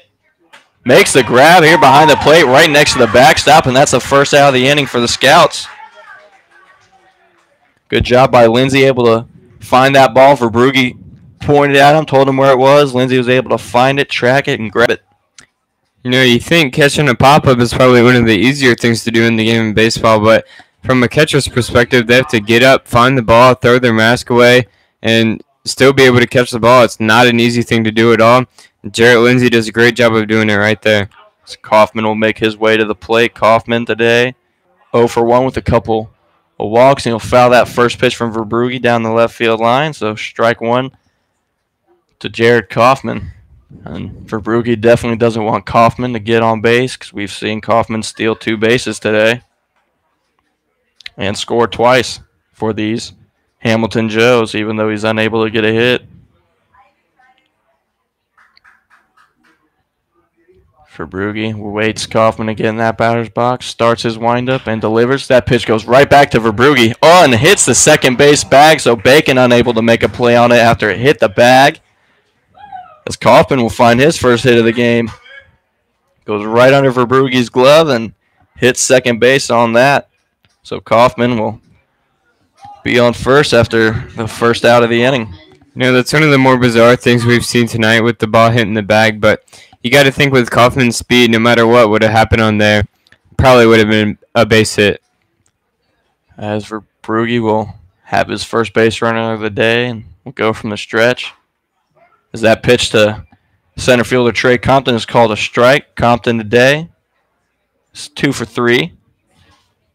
Very solid day from the leadoff hitter of the Joes. And for Brugge, we'll look to keep a close eye on Kaufman over there at first, knowing how dangerous he is on the base paths. And Compton will foul that one off and find himself down 0-2 early in this at-bat. For Brugge, will look to waste no time. We know he has that filthy breaking stuff, so as a very likely pitch we'll see it. I don't know how well you guys can see it at home, but it almost hits the batter sometimes and just finds its way in the strike zone. So Lindsey called for a little pitch out there so we can throw down to Kaufman. So ball to Compton. Kaufman safe at first.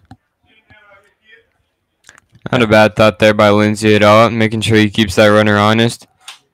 And for Brugge's accuracy and control has been great today. As that breaking pitch is a little high, and the count will go to 2-2. But as I said, Verbrugge's been very, very consistent with his control. Been hitting his spots today, so Lindsey not as a little pickoff move from Verbrugge as Kaufman slides his way safely back into first, but Lindsey didn't have no problem wasting a pitch on Compton here to throw down to Kaufman. As this pitch is swung on and hit to Orlando. Orlando flips it to Bacon. Bacon over to first. Unable to make the play, but Orlando able to get the put out there at second, get the lead runner, and Compton will reach via fielder's choice. That will be the second out of the inning for the Scouts as Justin McConnell finds his way to the plate. Looks like that ground ball took a pretty tough hop for shortstop Orlando right there, but he did a good job bodying it up, making sure he got in front of it. Flipped to Bacon for the easy out and did his job. And McConnell in the batter's box now, 1 for 4 on the day as Verbrugge throws over to Compton now, who is also very dangerous on these base paths. He also has a stolen base to his credit on the day. Does Compton as McConnell looks for this first pitch out of the at-bat from Verbrugge, and that ball is outside. Count 1-0 to Justin McConnell.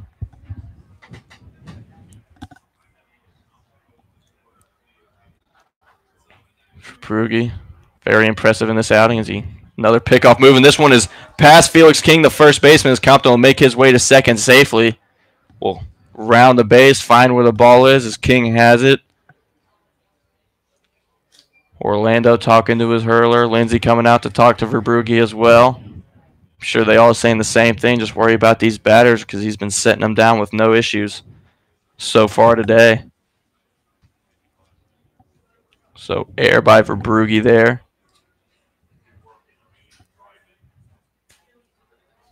But 2 outs here for the Scouts as they will look to get out of this 8th inning.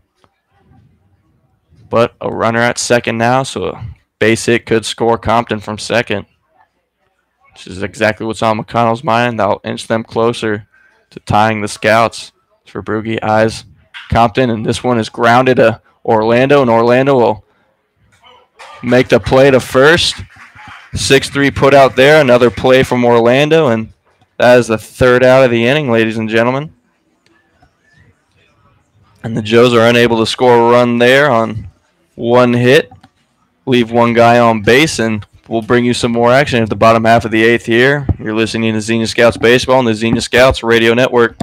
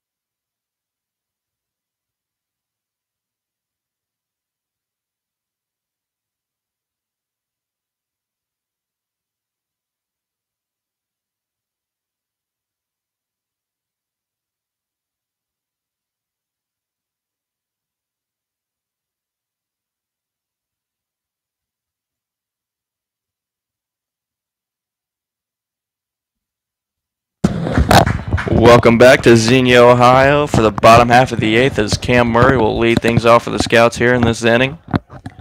And a new pitcher for the Hamilton Joes, lefty Ryan Schmidt. Ryan Schmidt, as I said, is a lefty, 6'1", 190, goes to Butler University and is native to Cary, Illinois. First pitch from Schmidt to Murray is outside for a ball.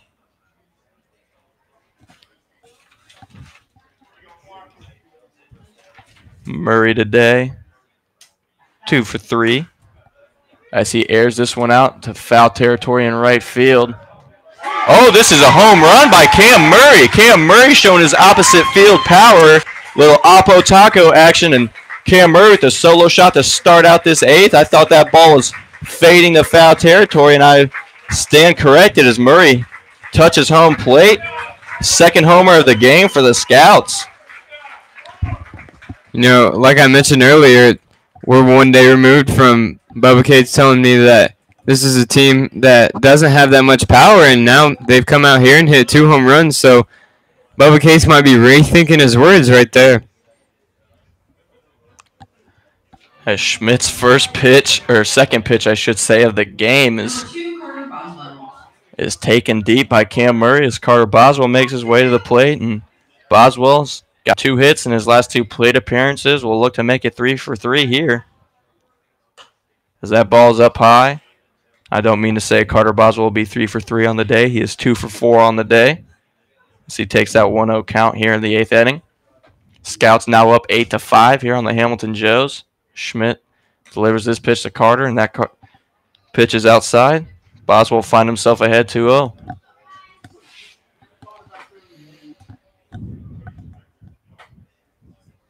Boswell awaiting the 2-0 pitch. That pitch is called a strike. Looked a little high on Boswell, but home plate umpire seems to disagree with me up here. So the count will go to 2-1. Boswell sports that open stance up in the right-handed batter's box as that pitch is outside, and the count will move to 3-1 to Boswell.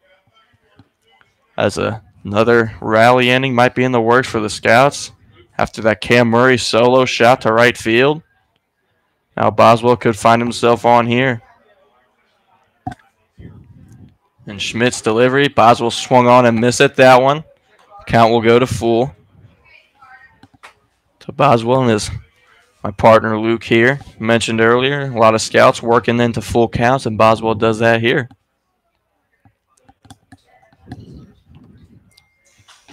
Schmidt's 3-2 pitch. Swung on and hit by Boswell. This is a slow roller, and Boswell will make that play.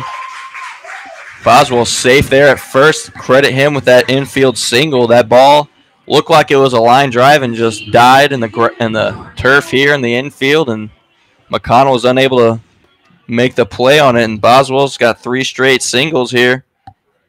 No, that wasn't a clean play at all. The first baseman seemed to get by him a little bit, but you can't give him an error on that. Boswell was clearly there before the throw, and that's another hit from Boswell, and he's had a big night for the Scouts as well. As Dugan Darnell will make his way to the left-handed batter's box. First pitch to Darnell is high and inside. Darnell will take his 1-0 count, and Darnell today is 0 for 2. Couple of walks. We'll look to get his first hit of the game here and keep up this Scouts rally, as that is another high and inside pitch, and Darnell will boast a 2-0 count here against Ryan Schmidt. If I'm not mistaken, Darnell's the only guy in this lineup who has yet to join the hit party, so he definitely doesn't want that to keep going, and he'll see if he can turn that around right here. As a 2-0 pitch to Darnell is in there for a strike. Count will move to 2-1, and you're exactly right, Luke. Every Scout player in this lineup has a hit today except Duke and Darnell will look to rectify that here. As this breaking pitch will find its way into the zone from Schmidt, and the count will move to 2-2 here to Darnell. Darnell playing third base today for your Xenia Scouts. As Schmidt comes set, as he eyes down Boswell. Schmidt comes Boswell on the pitch, and Darnell fouls it down the left field foul area. So Darnell will fight to see another pitch here. Boswell was moving on that pitch. As we have mentioned numerous times in this broadcast, this Xenia Scouts team is quick and athletic and are not afraid to let everybody know that by stealing as many bases as they can. Schmidt will have a little pickoff move here, but Boswell back standing up as he flips his hair over there at first base. Got to keep the flow strong, does Boswell, as Darnell will take his 2-2 pitch here. This was grounded to the second baseman, Boswell. Boswell will be out at second, and there will be no throw to first as Darnell will make his way on via fielder's choice here. So 4-6 put out, getting Boswell out. And Darnell gets on via the fielder's choice as we get the Baylor Bear up, Ryan Bertelsmann. You know, he's having a great night, but I believe last at bat was the first time this year that he has struck out. So, not to take anything away from his big night, but that goes to show how great he's been so far this year. As we are now in Game 7, I believe, and that is the first time he struck out, if I am not mistaken. And Bertelsmann will take the first pitch low for a ball. So the second pitch is grounded to the shortstop McConnell. McConnell will try to get Darnell at second, and he does, but Bertelsmann will make his way to first. So the second out of the inning coming there, 6-4 put out. And Bertelsmann gets on via the fielder's choice as Luke Boylston gets up once again here. Boylston is 2 for 4 today, has an RBI.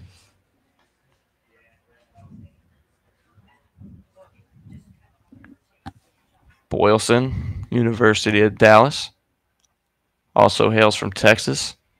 Boylston will take that pitch from Ryan Schmidt inside for a ball.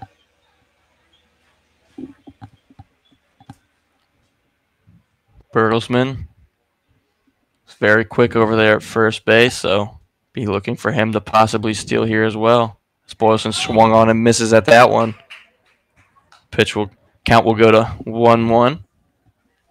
We've seen Bertelsmann steal quite a few bases this year, but getting a more modest lead because of the lefty Ryan Schmidt up there on the hill. Boylston, this one will be fouled back. Homan thinks he can make a play on it, and he will not be able to as it hits the netting here by the backstop at Grady's Field, and Boylston will find himself down 1-2 here in the count. 2 outs here, and the Scouts are ahead 8-5. Scored 1 run this inning off the Cam Murray solo home run. You know, the Scouts lead by 3, but they're out hitting the Joes by 9. So, you know, that just goes to show how great the Scouts offense has been tonight. 15 hits, very impressive showing for all of them. Boylston swings on and misses at tonight. 15 hits showing for all of them. Boylston misses at that one, ending this inning. But not before the Scouts score 1 run on 2 hits. Leave 1 guy out there on base, and we'll be back with the 9th inning here at Grady's Field. Don't go anywhere, guys. You're listening to Xenia Scouts Baseball on the Xenia Scouts Radio Network.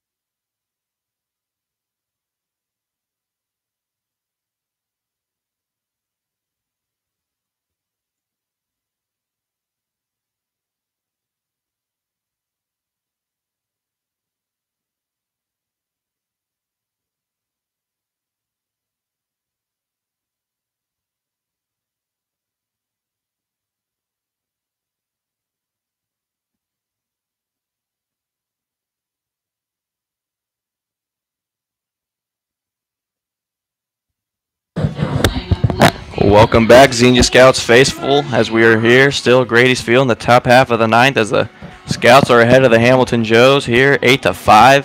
The top of the 9th. Andrew Verbrugi still on the hill, and Verbrugi has seen 2 1/3 innings of work and has only thrown 26 pitches. Very efficient has been Verbrugi tonight. as he will face Chris Hamilton, left fielder for the Joes today. And Hamilton, 1 for 3 on the day, as Verbrugge delivers his first pitch and is fouled off down the left field foul area. Out of play, as Hamilton will go down 0-1 on Verbrugge. Already in the 9th here, this game has really flown by. It's been about 2 hours and 40 minutes, which is a huge contrast compared to last night's game, which ended up going on for well over 3 hours. So as Hamilton will drive this one deep to right field. This one is out of here. As Hamilton closes the gap, makes up for that Cam Murray home run with a solo shot of his own. And Verbrugge with the first sign of, I don't want to say weakness, but first sign of a little bit of a struggle here, as that pitch was right in Hamilton's sweet spot, as that was a no-doubter out to right field for Hamilton. You know, if I'm Verbrugge, though, I'm not too worried about that. You still have a 2-run lead. I'm feeling pretty good on the mound from my outing so far if I'm him. So, you know, bases are cleared. Nothing really hurt there. It was just one bad pitch. You got to come right back at him. Not worry about that too much. As Verbrugge here delivers this pitch to Griffin Dorsing, who checks his swing for a strike. Does not matter, as the home plate umpire called that one a strike, and Verbrugge up on Dorsing here. Dorsing will pop this one up in the infield. Lindsay under it will make the catch. Another pop-up catch by Lindsay there behind the plate, and that'll be the first out of the inning for the Scouts. So Dorsing going down there via the fly out to the catcher. Now up for the Joes is the DH, Addison Coffey, and Coffey today is 0 for 3. Got hit by a pitch in the 5th, and that's the only time he's seen the base paths today. Verbrugge ready to deliver to Coffey, and that'll be a swung on and missed by Coffey. Verbrugge ready to deliver to Coffey, and that'll be a swung on and missed by Coffey. Count will move to 0-1. Infield playing very deep here. The Orlando and Bacon both find themselves in the outfield grass. Just want to be able to make a play. As that pitch, the 0-1 is outside and low. So count will even at 1-1. Coffey's one of those guys who were highly recruited out of high school. I learned recently that he had a 9.5 perfect game grade as a high school player, which is very high, and put him in one of the top recruits of his class, which is how he managed to get recruited to Arizona State. As Verbrugge hits Coffey there, and Coffey will walk his way down to first. Verbrugge breaking pitch just a little too inside, didn't spin quite enough for him to get that in the zone, and Coffey will find his way on first, and the tying run being represented here by Chandler Miller at the plate. For Verbrugge, that one pitch is swung on and driven out to right field. Boswell under it. He will make the grab, and there are 2 outs here for the Scouts in the top half of the 9th. 1 out away from their 2nd straight win. No, we're early on the season, but it's worth noting that this will be the first time in this young season that the Scouts have been able to win back-to-back games. If they can hang on right here, which is definitely a step in the right direction for them after a less than ideal start to the year.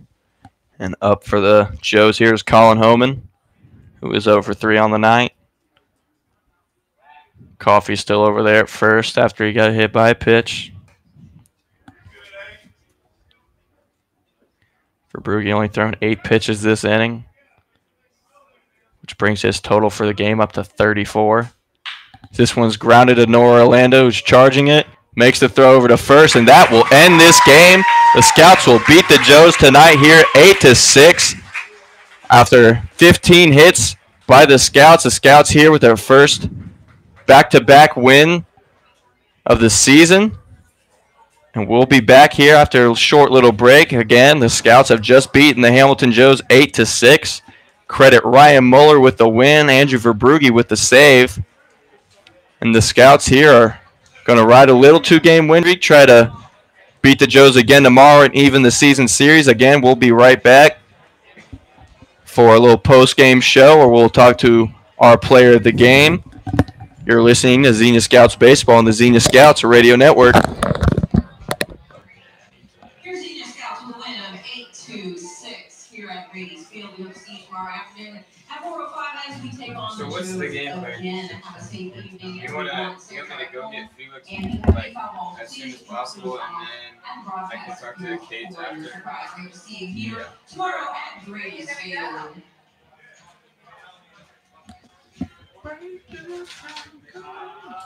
Yeah, definitely Felix on. Felix went 2 for 4. 4 RBIs. What are you gonna ask? What are you gonna ask? I was gonna ask, as an offense, 15 hits. I'm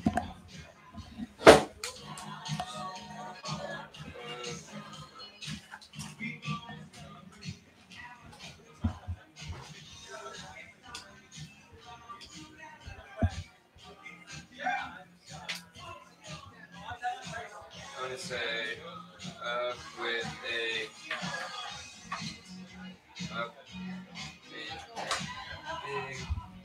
situation with runners on and came through. What was your approach? And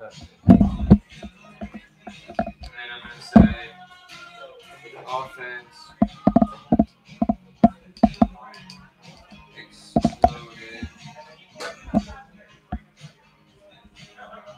for 15 hits. What does that say about this one? What was the first one? What was his approach in that big situation, and then what does that say about his team? That they got 15 hits?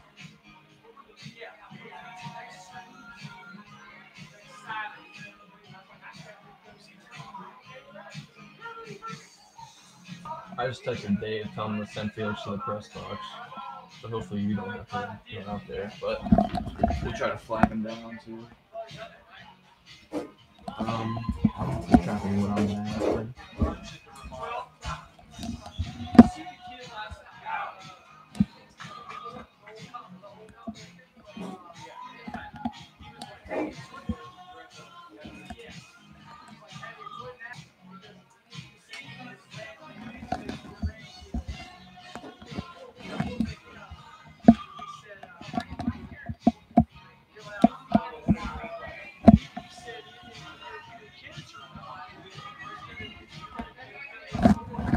Dave's talking to Austin.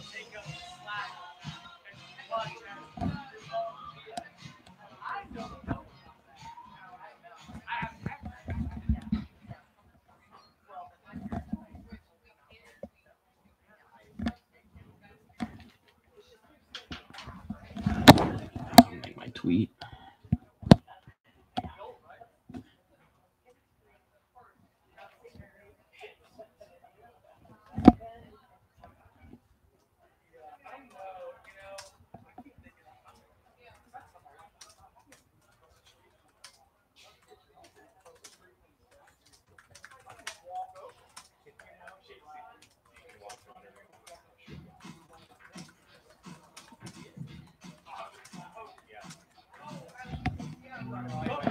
Eight six.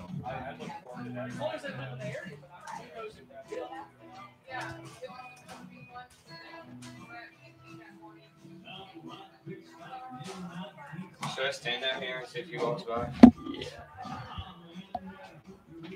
What mic is he gonna use? Do you have any? Oh, you have. How many hits was it? 16, I believe. 15. 15. Good call. Good call.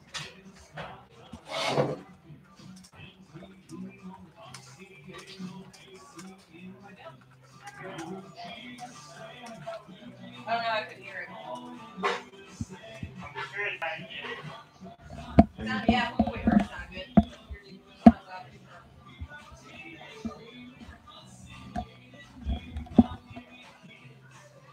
Put me on the cover of a Rolling Stone, uptown, down, American Beauty.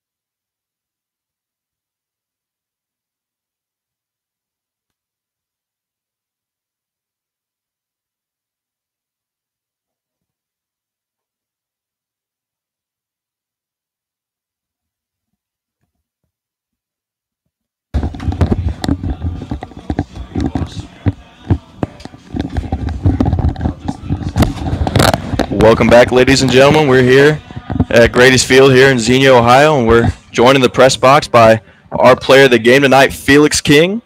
Felix's final line in the batter's box tonight went 2 for 4 with a 3-run home run, 4 RBIs on the day. Felix, congratulations on the win. Yeah, Felix, you came up in a big situation and you managed to come through with that 3-run home run. I was just curious as to, like, in a situation like that, what's your approach at the plate? What are you trying to do? I'm just thinking about hitting the ball gap to gap. I'm thinking about seeing the ball deep, making sure I'm staying balanced, and just just keeping a cool head, not trying to do too much. Just put the ball in play and in between some people. Felix, what was going through your head there in that 5th inning when you came up to the plate and you knocked that ball? What was going through your mind? Inside walking up, I was just like, I got to start hitting aggressively. Been going up to the plate, thinking, just kind of defensively swinging. And so I just kind of changed my approach, trying to get, let balls get deep, but still, hit out front and let my weight transfer, to my front leg. So. Yeah, you were part of a huge offensive day. You guys exploded for 15 hits, also 2 home runs. What does that say about this team to come out here and perform like that? After a string of losses, I think it's great. I think we're getting a lot of confidence. I think we're building off of some of our at bats that we had in the past. And so I just think we're seeing the ball well as a team. I think we're getting a lot of confidence, and I'm excited to see what we have in the future. So, Felix, you already faced this team now 3 times. Those first 2 times they beat you guys. You guys get one back tonight. So what's the approach going in tomorrow to possibly even up the season series with the Hamilton Joes? I think we just got to go in hungry. We want another big. We're looking for a victory at all times, and so I think we come back aggressive. We're looking to jump on their pitchers, get deep in their bullpen. So that's our approach, is being aggressive. All right, Felix, thank you very much for joining us, and congratulations on the big game and the win tonight. Felix. Thank you. And that's for another game here for the Xenia Scouts. I'm Riley Harshman. I'm my partner, Luke Seaver. Thank you guys for listening, and listen again tomorrow as we face off against the Hamilton Joes again at 7:05. Thank you, and good night. I don't know really how to close there, but awesome. Yeah, good job. Awesome. Thanks, guys. Thanks, Rube. All right. You guys have a good night. Yeah, you too. Put this right here. Yeah. Thank you. I'm gonna go talk to Bubba.